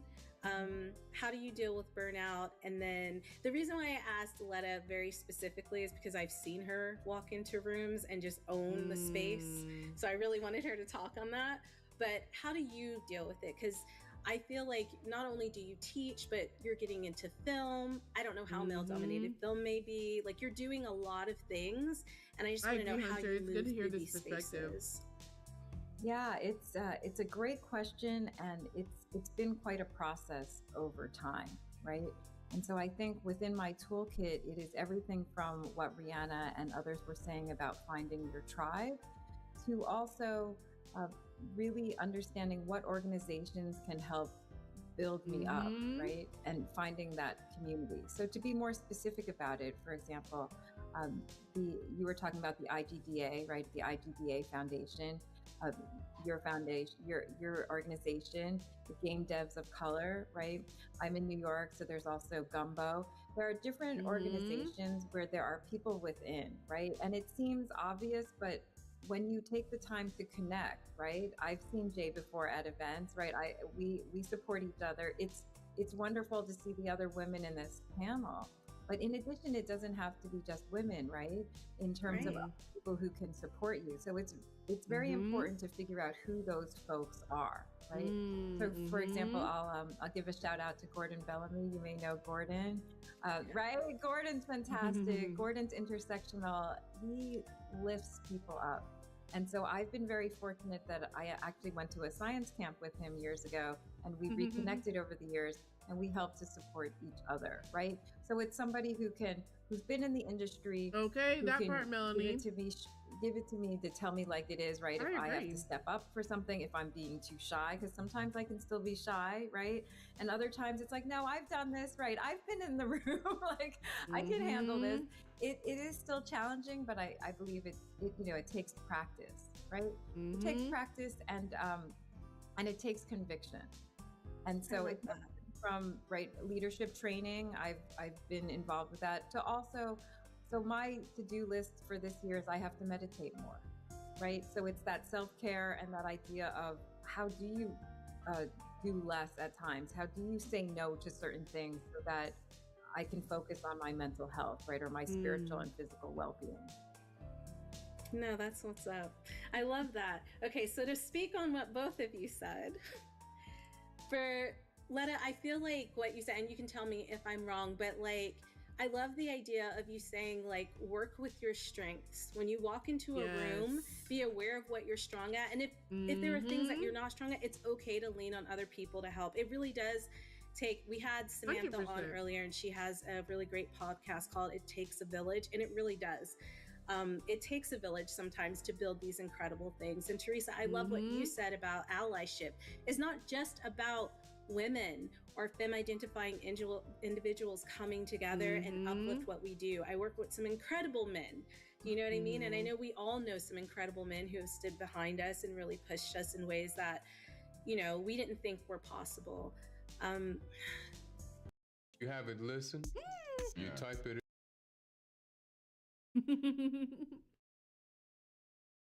Guys, I just think that having you on today and you giving like your perspectives is really, really important. It was important for me, like listening to all of you. So I can't even imagine how valuable this information might be for someone young who's just getting into gaming, or someone who's just, you know, starting out, or someone who might want to get into gaming, but they don't see themselves in the space. And that is why I asked you on today. That is why we do Dames for Games, because you can tell me about Susan and Carrie and Jennifer all day, but if I don't see Susan, Carrie, or Jennifer ever in the room, I start to doubt whether they're really, you know, making decisions in those rooms where those decisions are made, the big decisions. So I just want the community to know that all of the ladies here are in those rooms making big decisions. We have Mary, Rihanna, Jay, Teresa.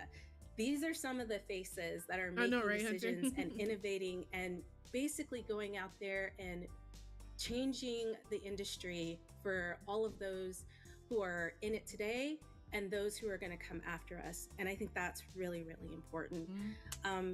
I can't say thank you enough for taking time out of your busy schedules. Guys, we are so lucky of your busy schedules to come on and talk with us and share your insight with our community. Please, please, please, I'm going to go through everybody really quickly. If people want to find out how to follow you or keep up with you, I'm going to start with Mary. Where can people keep up with you and what you're doing? Thanks for having us and letting us to meet so many wonderful people. If this is like something that you're really passionate about, keep going and continue to follow the people here, because you're going to see way more inspiring stories and things that we're up to. In addition to my job, I do stream. I stream every Monday on my own channel. So you can catch me on twitch.tv/twitch and twitch.tv/MaryKish. That's my name. And I am streaming on behalf of the company and on behalf of myself regularly, and it's a joy. So I welcome you. I play a lot of indie games and platformers.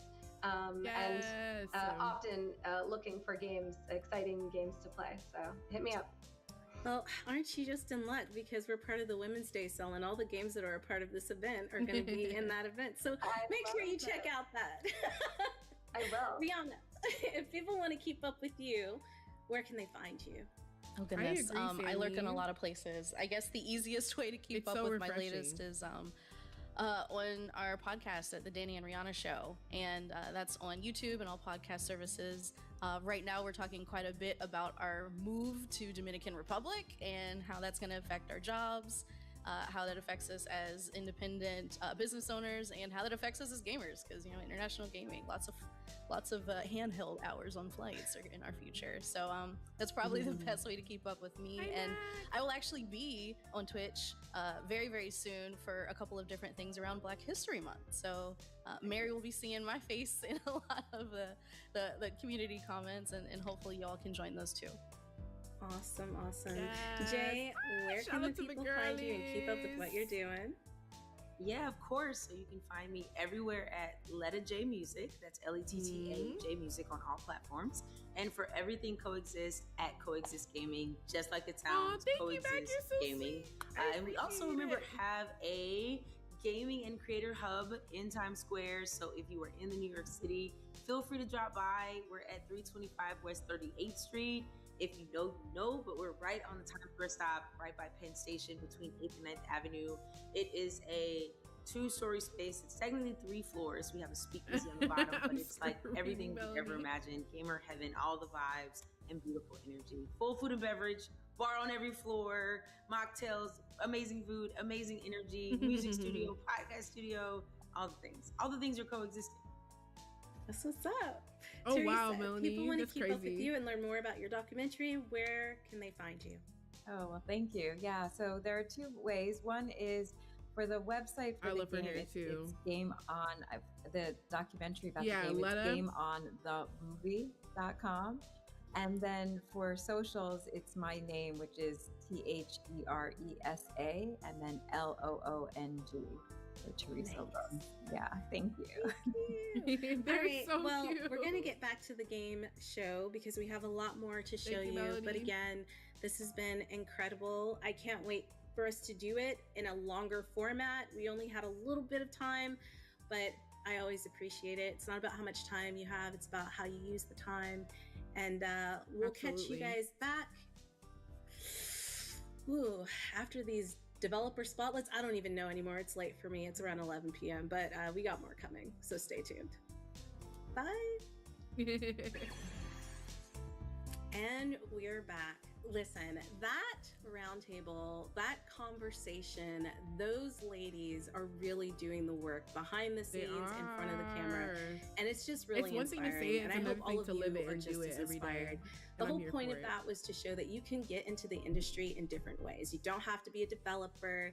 You don't have to necessarily be a voice actor. You don't have to create games. You can be a content creator. You can create your own space, like Coexist. You could be the head of community at one of the biggest platforms out there, Twitch. What, You Melanie? could make a movie. You could You just did have pretty run your hair. own PR company with your amazing partner. There's so many ways Yeah, to be Melanie. involved. And so for all the young ladies out there and all the young femmes out there, and even to all of our allies, even men and boys, if you want to get into the industry, Okay, so Melanie, do you want me to do sing mode now, or do you want me to do it in something that I'm talking, where I'm talking more? Because I feel like I don't want you to get gypped out. Oh my gosh, you've been saving up for this sing mode for so long. I'm screaming. So I'll let you choose your poison. Oh my gosh. Okay, so you want me to do it now? Oh gosh, it's kind of hard because like with listening to the showcase and like giving my commentary, like there's only so much it's gonna be limited words. Oh my gosh. It doesn't have to be now. Okay, I got you.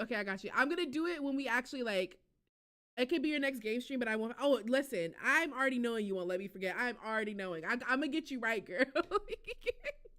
I'm gonna get you there are right. ways to do it, and you can find your own path. And I'm gonna get off my soapbox. I was enjoying that soapbox. Melanie redeemed sing mode on the Twitch end. Hunger pangs again. I just wanted to shout out the two games about food in that first segment. We've got Peace and Quiet, which is a beautiful cooking simulator with an art style that makes me yearn to return to Japan. And then there was another food-based Japanese game called Food Amina.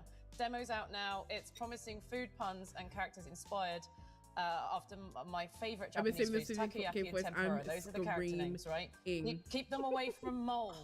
It's got a charming art style, retro pixel music. It's gorgeous. I'll be playing that. I really need to eat something today, clearly. But yeah, just wanted to shout those two out. The socket was amazing. A social worker who bays a wall socket. No, I we get need it. that in our lives. Check it out. There's some weird and wonderful things out right now. There's such a great variety in this showcase for March. Yeah, I want to echo that. I'm so sorry. I was just gonna cut you off real quick and just say, no, I'm kidding. I was standing over to Christina. I'm screaming. She plays too much. Interruptions? Nothing. No, I was gonna echo like Soup for Soul by Peace and Quiet. I cannot wait. I'm so excited. I love coffee. I loved Coffee Talk as a game. So having this cooking simulator Coffee Talk thing, love it. And food, I love, like you said, the food puns, and I love the idea of keeping them away from I'm mold. so I just ready love for Food Amina. the idea of that game. Kids. Yeah, It's very, not all very fun important. and games. You got to think about. Yes, I food played Coffee Talk safety as well. and It's been a hygiene minute is since I a played really it though. important thing. We played it like year one. Those things are important. Yes. In like hungry, what? as you can tell. Yeah, no, the Like only games they August? talked about were food games. It's 2023? not.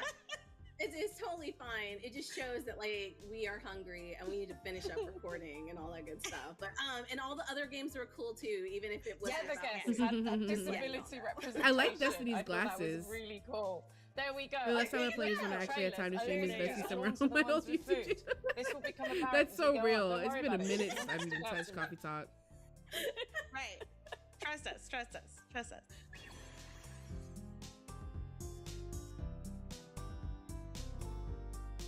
Okay, trailer montage time. Kimmy Arcanis here, and I'm excited to be hosting another Games for Games showcase. Are we ready to dive into Okay, the not incredible her lineup of recording at the female and pool, games, period. creators, and studios? Because I definitely am. So sit back, relax, and enjoy the vibes. Oh, and don't forget the sunscreen, because this lineup is going to be hot. Nailed it. Period.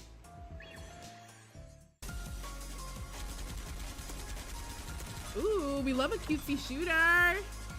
Yes. Wait, I love this because a lot of the weapon tactical games aren't actual shooters. Like the ones that they advertise aren't like actual shooters you can do. So I might have to check this out. Wall run, tactic. Ooh, hold on. I would definitely play this. This is like if Infinity Decay Guns, right? Isn't it? But no, I didn't forget you, Hunter. You're all good. Welcome back with ads. Said no sweats, just vibes. I'm screaming. Not it's called WTF. It comes out next year. I need it out now, but it's gonna be so cute. I can't wait to play that. Uh-oh. Pink noise. Interesting. Oh. Wait, I like this. I don't even know what it is yet.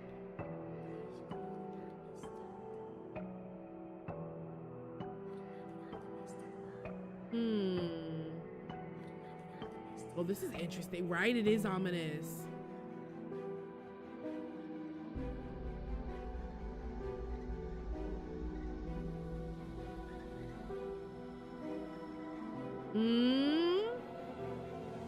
Whoa. Oh, I'm in. Oh, it comes out this month. Oh, you might have to try that. Volunteer. Ooh. These platformers this year are so freaking cool. What the heck?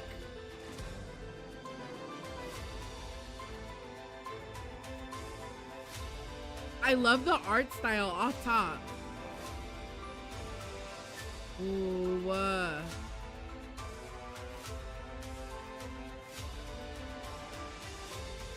yes, the music on this is everything too.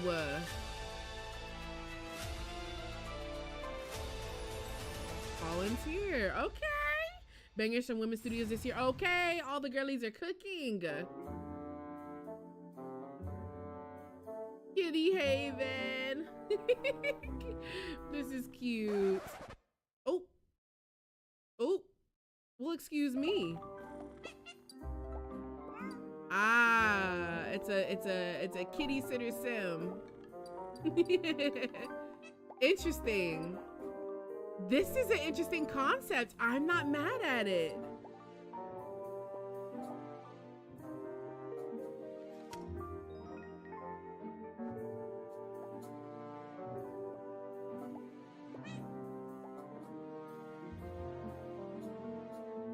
All the demos available for this. There's so many good games. Isn't it? Proverum. A demo stream is a follow-up? I got you.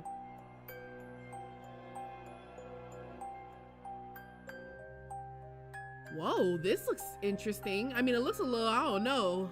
I kind of rebuke it. Oh, no, I rebuke it in the name of the Lord. What in the world? What y'all got going on? What? And I'll save them all. What you got going? Provolone, interesting. Very ominous. He said, listen. Melted time. Look at the little candle. Oh, we are the candle. I'm screaming.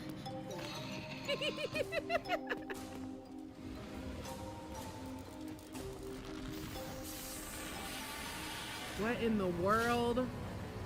Ooh-wee. This is an interesting art style. Bruh, what's up with all these dead mushrooms? My goodness. You know, it gave me the same vibe of Little Nightmares. I agree. I agree. That was my first thought.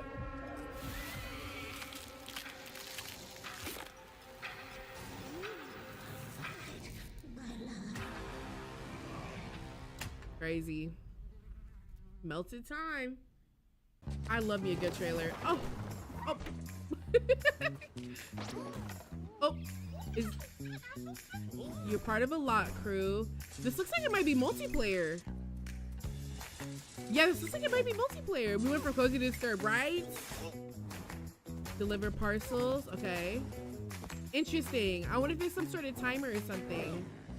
This is cute. Oh, there is. Oh, time taken. Oh, so you're timed on it. Ah, got it.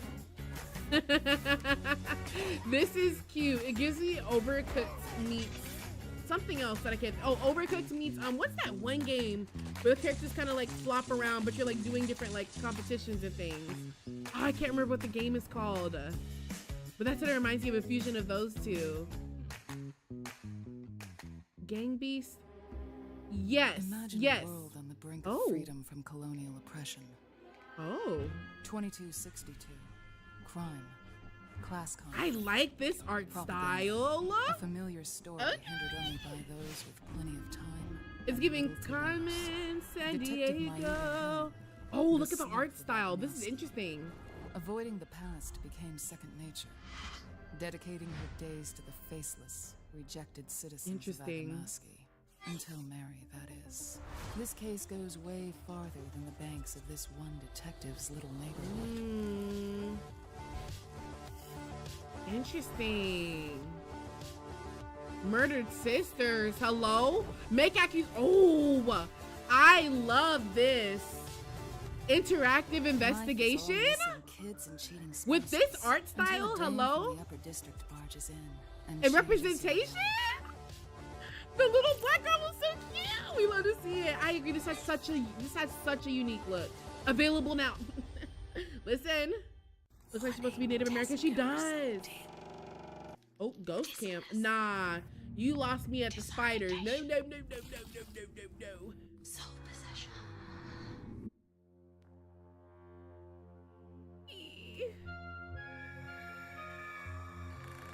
Oh my gosh. I don't know about this.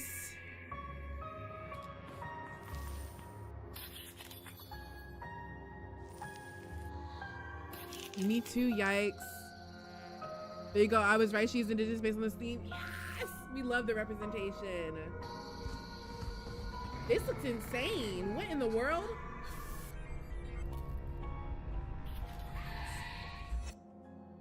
Yes, Taylor. Interesting. Okay, wow.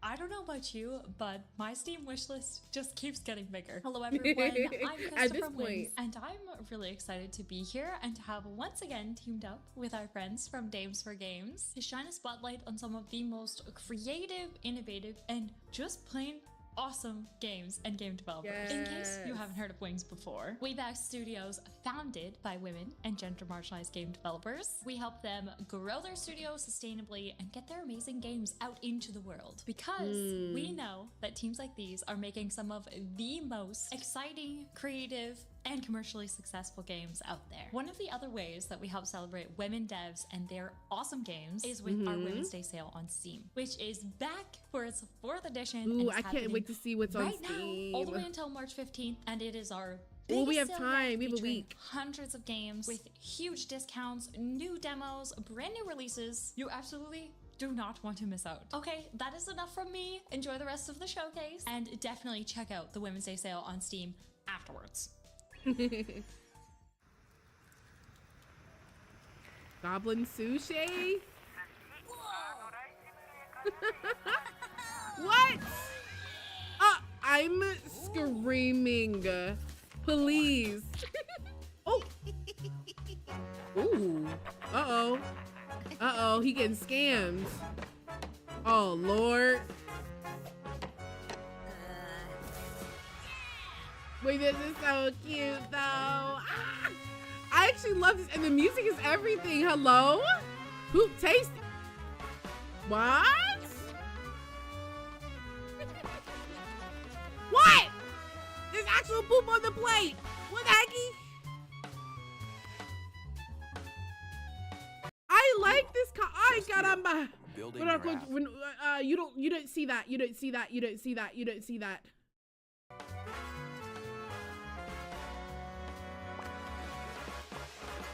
I feel like I've heard of this game in passing, but I've never seen it. This is so cutesy.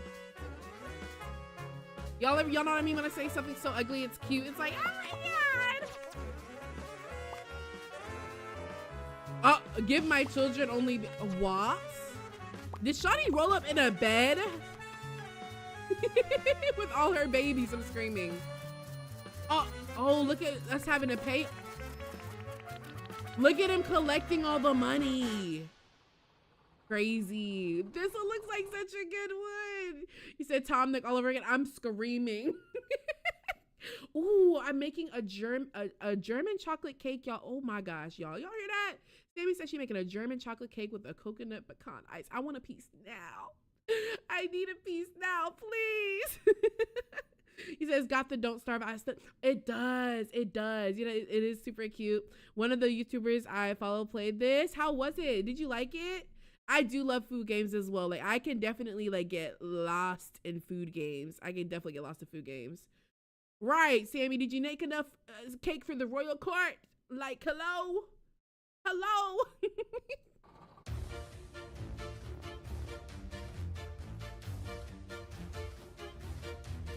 What is this? The Whisker Watch? Interesting. Interesting. Are they, what?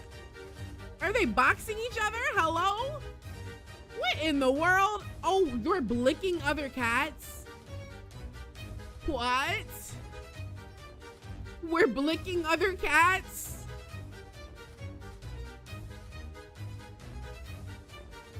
I'm screaming. This is an interesting concept. Hey, whatever beef they got is crazy. Plays your cats. This is actually super cute.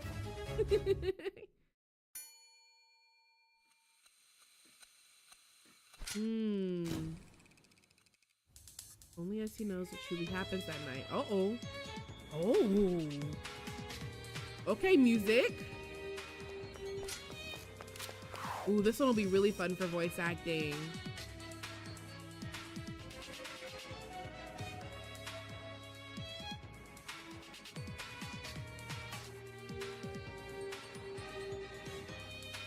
What in the world? This looks insane.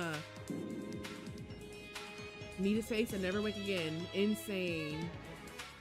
I like the art style. Hi, Nick. And I got you, Hunter.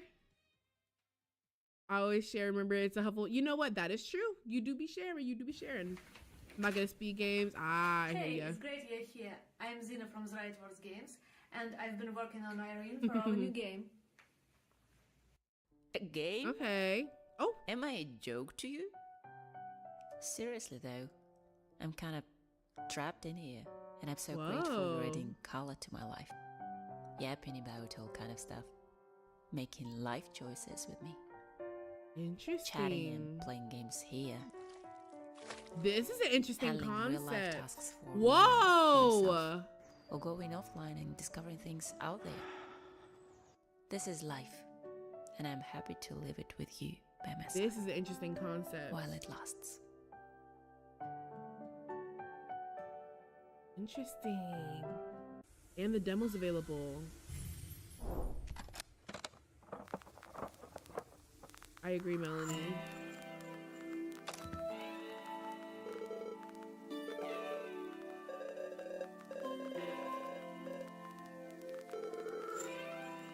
Okay, characters. Oh, interesting. I feel like I've seen this before. Interesting. Some sort of card game. I mess with the music though. This is very trippy. Oh, hold on. Background music, a vibe.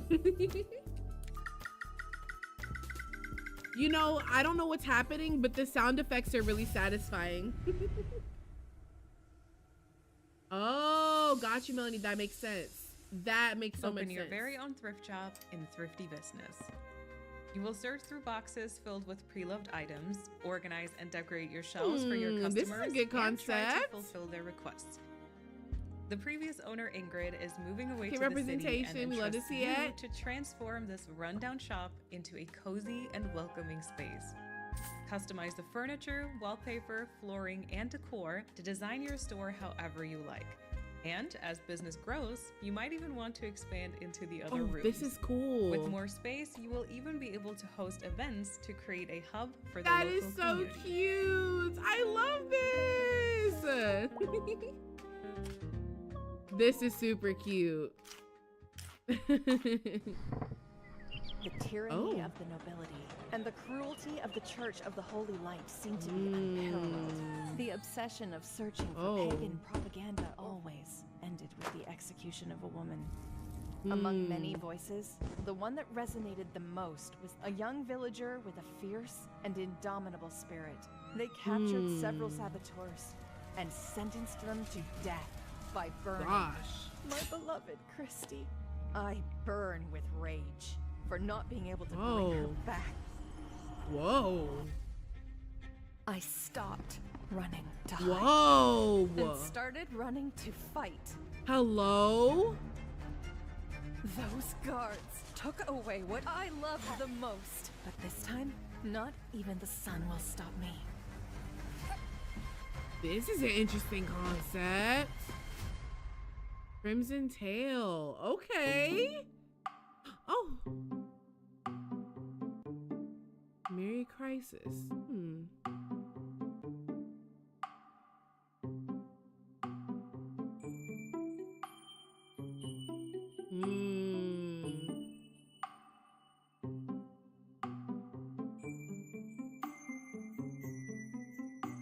This is an interesting concept. Ooh, and there's a demo available, yes!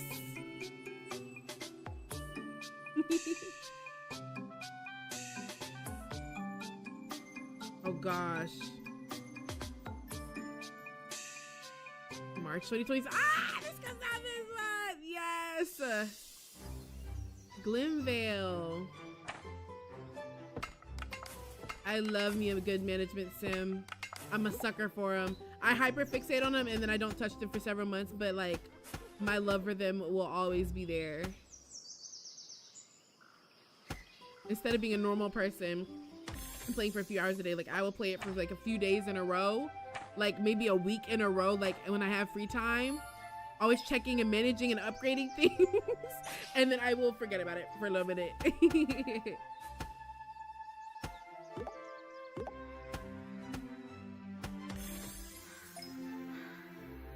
Seeing the little characters' names is cute. I love that. And that they're all so different. Okay, Glenvale. Hello, everybody. My name is Julia, and I'm also known as your favorite neighborhood night owl who loves to play indie games on Twitch. I am so thrilled to be one of your hosts for this edition of the Dames for Games Showcase. We've got an incredible lineup of women and femme-led games, artists, and creative teams to spotlight today. Now, I don't know about you guys, but whenever I get to watch a showcase, especially one hosted by Dames for Games, my wish list doubles. No, scratch that. It triples. There are so many incredible games out there with so much heart and soul and originality that these showcases are the absolute perfect platform to show that. So whether you're here to find your next indie or just celebrate all things creative, you are absolutely in the right place. So let's get into it. Okay. So we're back. I went and got food. You didn't get me. I'm lying. You know I haven't. I've been sitting here the whole time.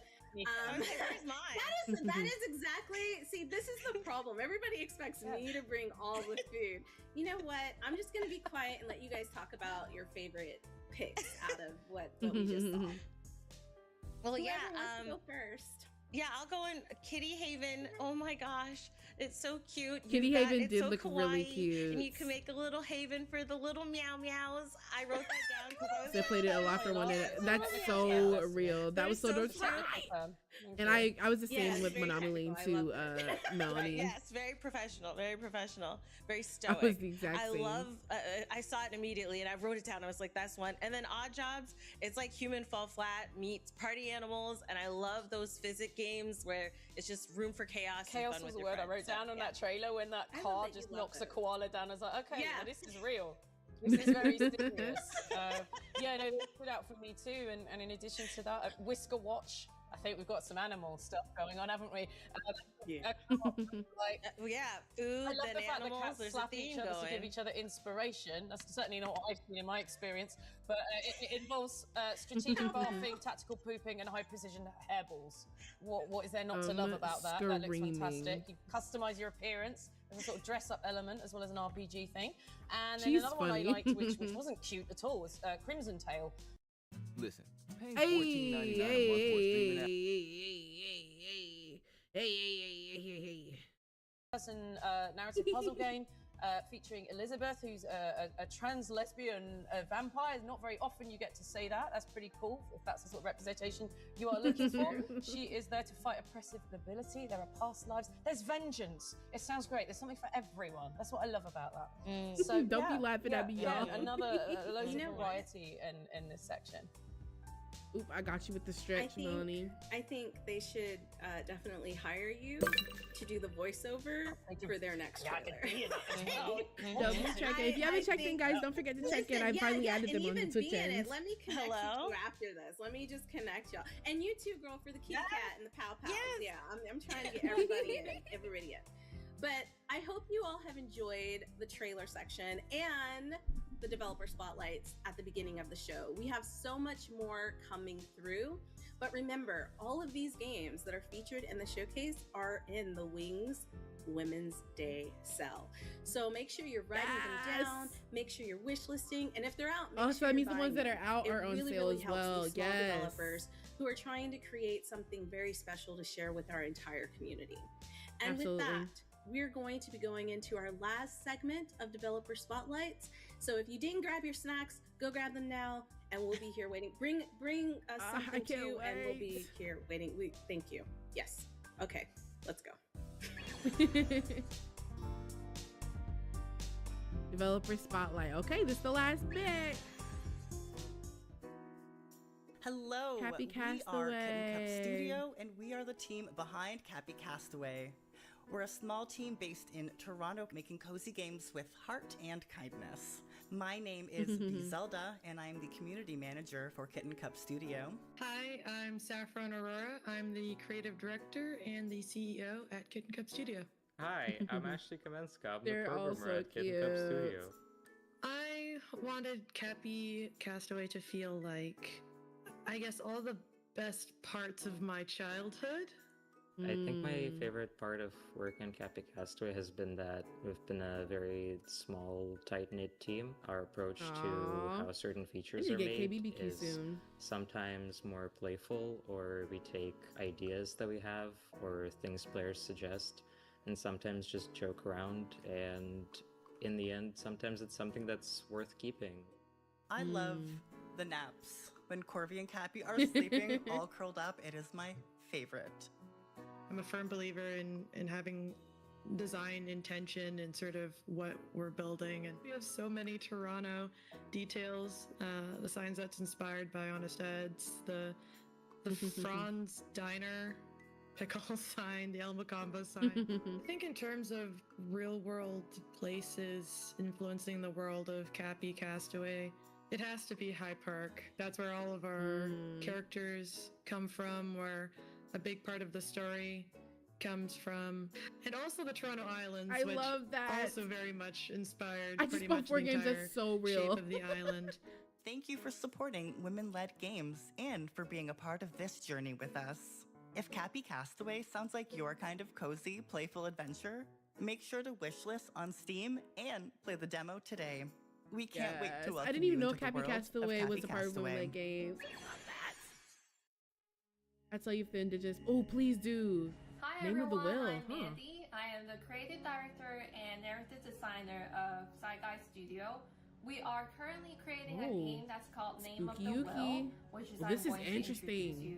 Name of the Will Whoa. is a hand-drawn daylight horror narrative adventure that gamifies peer pressure Whoa. and explores collective trauma. You play as a numbered cult member and Hope, where everyone wears This is the an same interesting smiling concept. helmet.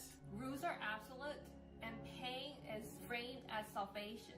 By day, you act act as like the model cult member, participate in morally challenging rituals that slowly Right? test your Very value, spooky but Yuki. by night, you become a I would play hacker, this though. exploring forbidden floors and also uncovering buried documents. But be careful. The benevolent fathers always watches you.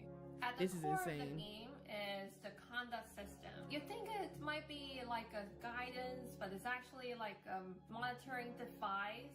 This system branches the narrative, it alters character behavior, and it also triggers interrogations or some unknown punishments. What makes this game horror is from the pure judgment. You're haunted by something that I everyone like this decides not to concept. talk about. Along the way, you're guided by Elaine. She's warm, she's playful, and she's strangely comforting until one day she disappeared. And her absence forced you to face your tragic past. Will you conform in exchange for happiness, or will you face your guilt to escape? This So if concept you're is a person cool. like a psychological horror fan who love like anime-inspired art, some kind of like a mixture of mouthwashing and thousand roosts, I believe this game is for you. Thank you so much for watching. Our free demo is out now on Steam, so don't forget to try it out and wishlist on Steam. Thank you. Bye bye. I want to play that.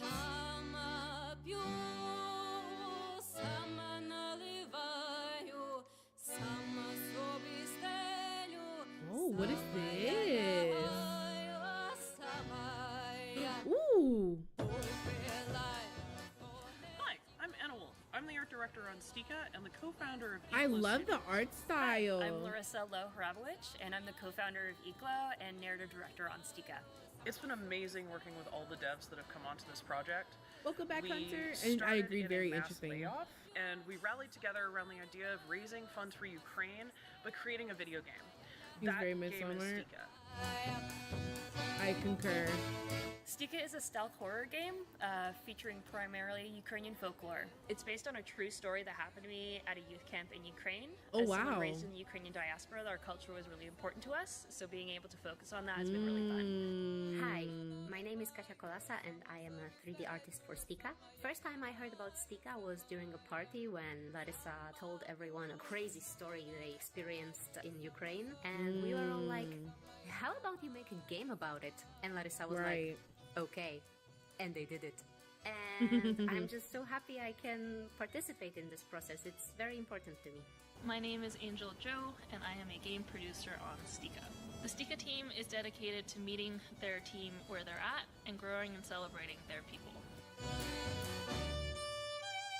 Hello everyone, or let me say in Turkish, Merhaba, I'm Zeynep from Turkey, and I'm a 3D designer in our game Stika. Hello, my name is Jennifer from San Diego, California.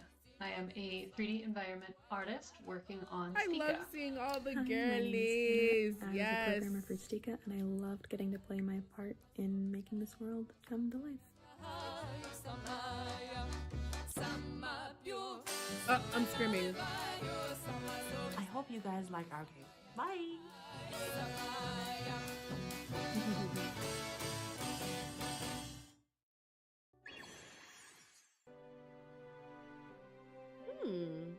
Hi, I'm Melanie. I'm the art director and co-founder of Humble Beats, and with my partner Aurélien, we are currently working on Hades Legacy.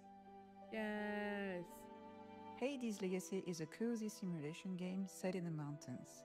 It's about caring for animals, helping a small village, and taking the time to slow down and breathe. Interesting. On this project, I'm She in said, charge of look, the it's art me. direction, I'm and I create screaming, most of the Melanie. visuals myself. That includes characters, environment, animations, UI, everything you see on the screen. Aurélien handles the narrative and programming of the game on the Godot engine. We've been working together for years, and that close collaboration between art and code is really at the heart This looks of very how we peaceful. make This is games. definitely a wind down Before game that I Hades could see myself Legacy, playing. We released Kamairu, a frog refuge, a cozy game about collecting frogs and restoring wetlands. That project really helped define our visual language. Soft colors, nature-focused environments, and a lot of care put into the small details. What I enjoy the most about being a game artist is creating worlds that tell a story. Little details in the environment, how characters move, how a place feels at different times of the day, all of that contributes to our players connect emotionally within the game. For a long time, I didn't work on cozy games. But over time, I realized that games need developers with many different backgrounds and sensibilities. Absolutely. And that there's a public for softer and meaningful I experiences. like this. We had a lot of players at Gamescom last year telling us how relaxing our game was. It feels really special to know that players might find comfort, calm, or inspiration in something we created. Thanks, Dem for Games, for this opportunity to show a game. Please check out the demo and wishlist the game on Steam to support us. Bye bye! The characters are so cute.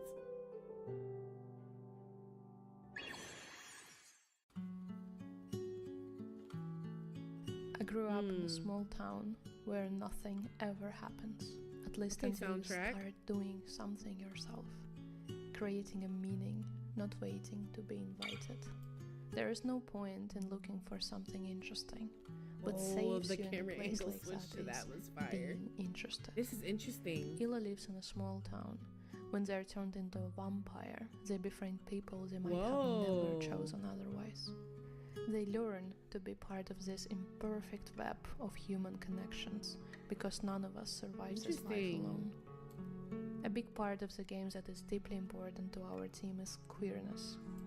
When I was growing up, I desperately searched for people like me, and I found them. For a while, I didn't feel we have to hide. Word was getting used to us. We were all over the media and the culture and public life. Today, the loss of my country have pushed the queer community back into hiding. For that reason, I can't show my face in the video. Neither can some other members of our team. But even if that future didn't survive in real life, we can still make it happen in our game. We are not making a game about a perfect or safe world. It's still as full of grief as it's full of love, just like real life. But queerness isn't something unusual there. Our main character is non-binary. Yeah, maybe something like Other that, characters Melanie. are openly queer, and no one is making a big deal out of it. Sucks to be in the sticks is our way of exploring that future that was taken away. What if we could exist as ourselves? What if we could find each other and learn to navigate the darkness together? This is interesting. Hi, I'm Duchess from Black Tangerine. Today, I'd like to tell you a bit about my team, Black Tangerine, and also about the game we are making, Killa.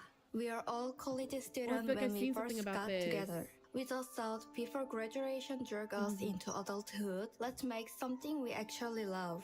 We figured if we packed a game full of everything we love, our taste and ovations, then surely people like us would absolutely love it. You know, the kind of thing, deep tangled relationship between characters, tragic and painful past, and those intense visuals that scream all that emotion out loud. We are totally obsessed with that stuff. We are Black Tangerine, a game dev team made of 4 female university students from Korea. This. Planning, art, sound, and programming, all women. Black Tangerine basically means otaku. It represents everyone who secretly hide their intense tastes deep in their hearts. Our goal is simple: to make games for all hidden Black Tangerines out there in the world. Killa is a mystery story adventure game about Barala's journey to find and take revenge on La, the one who killed her master. Following the master's dying wish, kill the La. You become Barala, track down the real La who killed the master, and choose how Barala's revenge plays out. So, do you like Black Tangerine? If you do, please kill the La. This is interesting.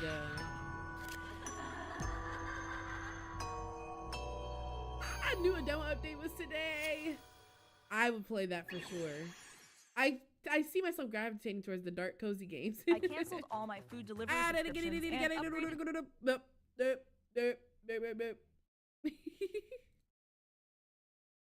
Hi, I'm Keeper. Melody, the CEO of Marriage Conflict. And I'm Karina, the art director. And we're making Keeper, a tower defense and so base building cute. comfort strategy Like the game. Danganronpa After the art stars style. fall out of the I've sky, heard of the world Danganronpa, is swallowed by a shadowy fog, and it's your job as the last but I pelican don't to know much restore the about it. constellations to the cosmos. There are two main parts to Keeper: the tower defense segment and the base building segment. In tower defense, defend fallen stars from hordes of shadow enemies, rescue lost animals, and utilize their wishing power to place and upgrade towers. Interesting. Certain towers Okay. have symbiotic abilities that can be passed to other towers, Sammy. so make sure to try out all the different combinations. And in base building, the animals you fought with in tower defense will take refuge at the abandoned lighthouse at night. Over the course of the game, you'll build up trust with animals to strengthen their towers and ultimately your community. You can even place decorations and complete community projects that will affect the tower stats of each animal in the tower defense segment of the game. Our studio's journey is a bit unique. From meeting in college to moving in together, the five of us have made a living doing what we love most, making games. We started the prototype for Keeper as a break in development from our last game, Emporium, which launched back in August, and since then we've been full-time on Keeper. Our team loves working on this game and can't wait to share it with you, so go wish this Keeper on Steam and check out the demo that's live right now. Thank Yes, you! they're so cute. They're so cute. I love being a girl.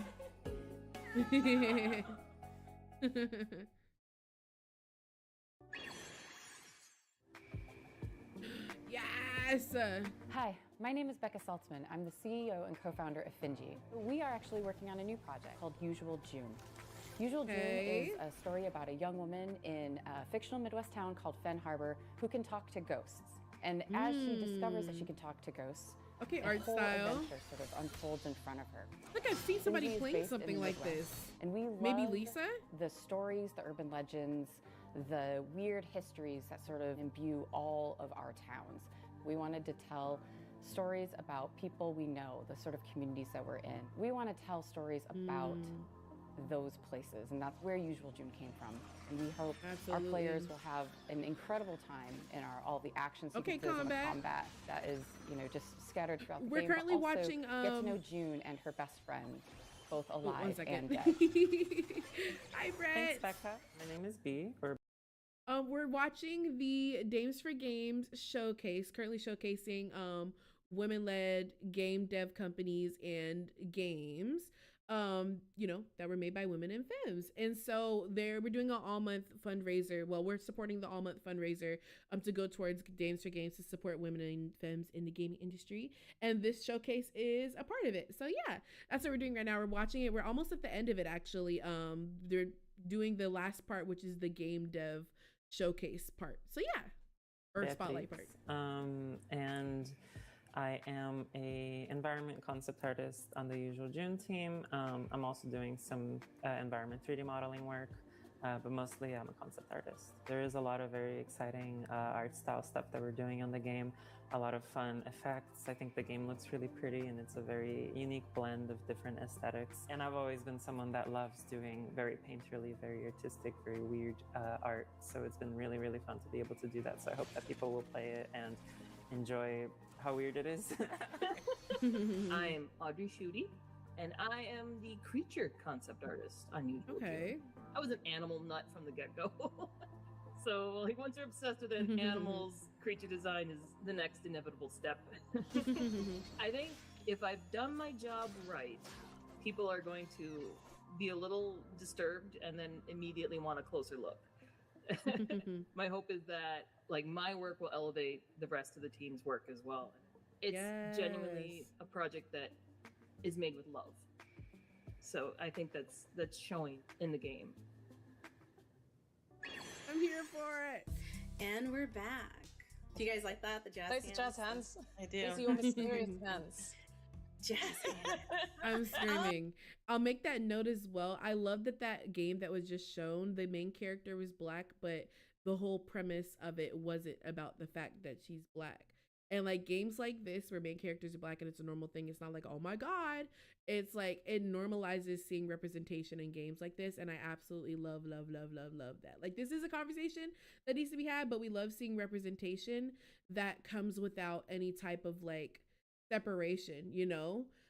In the sense of like, no, like this is a thing that should be normalized. So we love seeing it. Oh, you're right. You're right. You know, I think I was getting it confused with, I don't know what show it was, but they were going back in time and they did this thing. Like, instead of having a you know what I'm special talking effect. about? Okay. I mean, yeah, going back in time. It's inventive, you know, creative. Yeah, but you know, speaking of going back in time, what did you guys think about I thought it was show pretty overall? good. There's a lot. My wish list is very full. Yeah, but there's a lot of demos out as And well. I got you, Play the Melanie. demos. Most of the time, you can leave a review. That's another way to support our wonderful. Oh, you're developers. ordering the ramen. I'm screaming. Can they As give you good should. reviews? That will get pushed out on the algorithm, recommended to a wider fan base. Yeah, it's It's like she's put out a game or something. You know what I mean? It's like she knows what she's talking about. Like just fluffing, you know? It's like, but no, I thought it was, look, we take a lot of care when it comes to like selecting the games and the developers, and we always try to make sure like there's a variety. I know we talked about Kitty Pow Pows and we talked about food, but like there were so many different games. Like for example, WTF, which you know I can't like say. Why WTF was a game that I don't know any other thing it could stand for. What are you talking about? But you got like Hello Kitty on your I don't site, know what I so was that on the thinking wish of. list. Straight away they had me. They knew exactly their audience. Yeah. But that was a good one. Pink Noise, which I feel like I'm really vibing with the color theme of Pink Noise, my whole color theme. I like Pink Noise and as this well. is not to say none of the other games are great. Those are the only ones I can think of off the top of my head right now. Listen, doing this on an empty stomach is so hard, and we had so many we've learned games. lessons for next time, haven't We had we? so many Sure you have food. Tantalizing. Yeah. I mean, I could read off the list right here, but then I'm going to give a shout out to Name of the Will because it's about cults, and I'm obsessed about cults in the way that people are obsessed about true crime. So I really like that. I thought it was really cool. Oh, okay. Yeah, I'm excited I to see think that that's game. good. You know, it's good sleeping stuff. You know, And then like we've got like Killer. I thought for Killer, the Korean studio. The art style is so beautiful on that. It's like a It is a beautiful art style. What would you call it? Like a paper cutout artwork. You know, 3D in this beautiful thing. And you know, revenge. Who doesn't love revenge? Who doesn't love a little bit of revenge? I'm noticing a Little theme: cute revenge, cat, vengeance. You know, cult, you know, food. At least we stepped away from food and cats. Okay, now we're on to something new. Now we're on to vengeance. What happens if you don't get food or cats? You know, revenge. Yeah, exactly. I love our showcases because I do honestly feel like there is something for everyone, whether the type of game, the genre, the niche, everything. Like I know I was shouting out the cute and cozy games because that's where my heart is, but there are some fun like horror games, like you said, Pink Noise, which is like a visual novel, like psychological horror thing. Also, Cappy Castaway. The minute the capybara like chirped, I was like, that is what I need. I need a capybara. It's one of my favorite animals. They're so cute and adorable. So yeah, I love our showcase. I think there's something for everybody, and I love how you tried to get away from talking about cute stuff and you just went back to cute stuff. Like, no, but there's like Hi Yuri, how are you, love? Yeah. Good to see you. There is a lot of cute stuff. I mean, listen, cute can be like dark too. And we do have some announcements coming up later about some very cool stuff. Also on the docket, which is a really cool announcement, we are now our own nonprofit. That means we are not under anyone else. Damester Games is standalone, and that's a really big step for us because, you know, it takes a lot to build. It takes a village to build, and we've had a village helping us build. And you love the way I did that. Yeah, I know. It takes a village. But yeah, we're our own nonprofit. No, you do your bit, and then I'll do my bit. Okay. Go on. And but that's why it's so important that we do these fundraisers. We only host them around several times a year, and the lovely Christine, who has not said what she actually does with our foundation, not foundation, what? No, I guess foundation's good. Anyways, what she helps do is I can't talk. What she helps do. What she does. What she helps to do is lead all of our content creators. So if you're watching this and you're wondering how to get involved, hit up Christine. Bring your any of our creators in there. Cuddly pictures. Feel free to hit up my girl Christine. Or if you need a connection, really let me know. Shout out again to everyone who has collaborated with us on this showcase. Wings, thank you so much. As we've said multiple times, all of the games in this showcase are part of an amazing Steam event, and that's thanks to Wings. Also giving a huge shout out to Women-Led Games for helping us put together our pre-show. It's the first time we've ever done a pre-show, so we really hope you enjoyed pre-show. It's different. And to all of our broadcast partners, because y'all are bae, like for real. Twitch, IGN, GameSpot, PC Gamer, we cannot thank you enough for rocking with us, especially right now through these turbulent times. Having your support means so much. And y'all, it's Women History Month. So I hope you're out there celebrating women. I hope you're out there learning about incredible women. And I hope you continue to support us because we have amazing things coming up. I'm going to throw it to Sam so you guys can follow her and see what she's up to. And then we're going to throw it to Christine so you can follow her and see what she's up to. So Sam, people want to know what you're doing, where you're going. So I am Samantha Bayard over the social medias. Instagram is where I announce a lot of stuff, some really cool things coming up. We talked about Marathon, which will be out by the time this is out. Fading Echo is coming up, which has a wonderful female writer, Jasmine Beulah, who's also in it.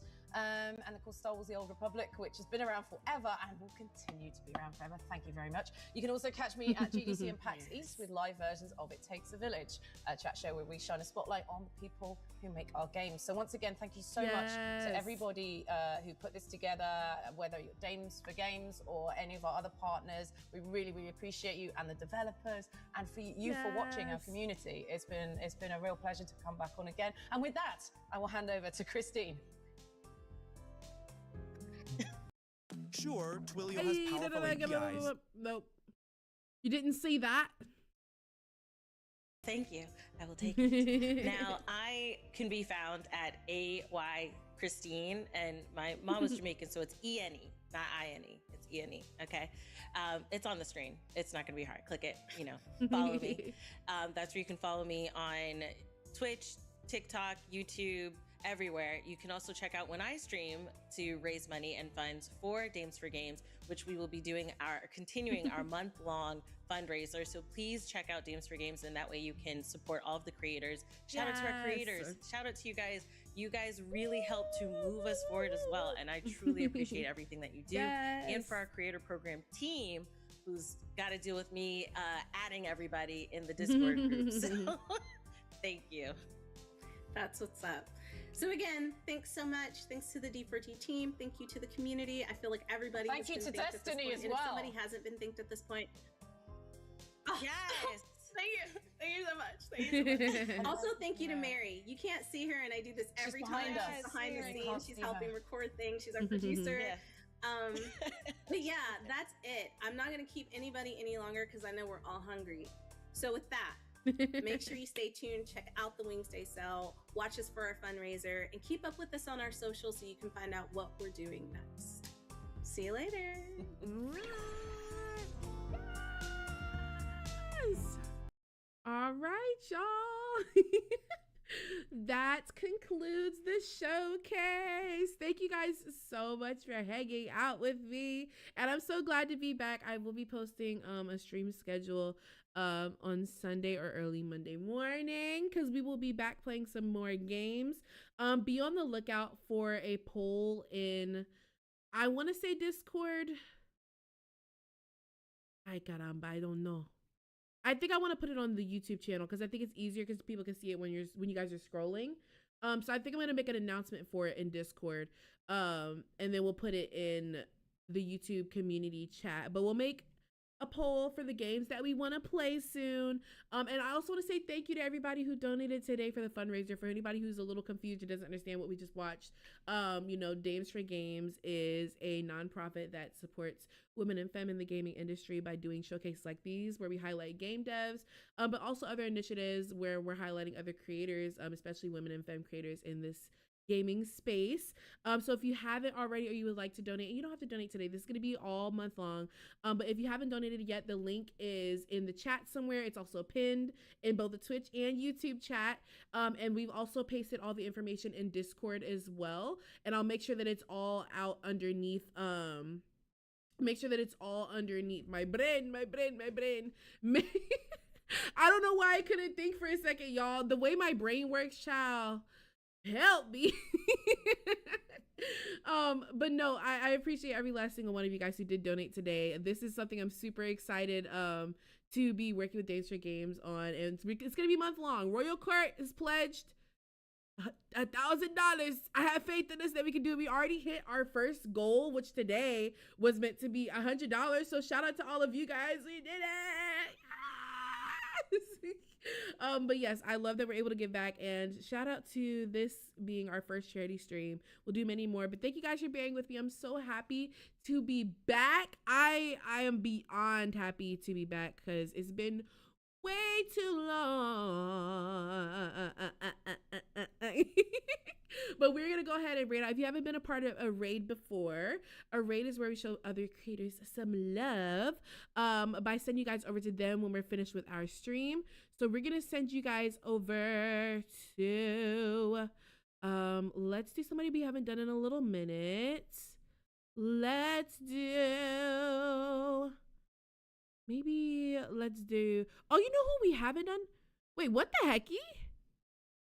Oh, I was about to say there's no way that she's live right now. Wait, she is? Oh no, she's playing Reanimal. Actually, yeah, we're gonna raid out to Kay because I swear every time I go to raid out to Kay, she's always off, and I've never gotten to send a raid back to her. So good to have the queen back. Thank you. And I missed all of you guys so much. So we're gonna be back. You say, what the hecky? This is Becky. Bye. You have been promoted. You are now an elite employee. We have absolutely no sense, y'all. Not a lick of sense. But yes, oh, and I see your message, Chandra. Yeah, I want to make sure that we get some of our folks who have raided out before, because sometimes I don't get to raid them because our stream schedules are completely different or absolutely the same. But okay, we're going to raid out to Kay over on the YouTube side. And then for my Twitch folks, we're going to see who's currently live over there if you'll stick around for the raid. But I will see you all soon. Okay, let's see. Following. Let's see if any of our friends are currently live on the Twitch end. It looks like my boy Steven is live playing Animal Crossing. So we're going to go right out to Steven. Make sure you guys show some love. And I will see you guys in the next stream. It's so good seeing all of you guys again. I will see you guys again soon. Bye, guys.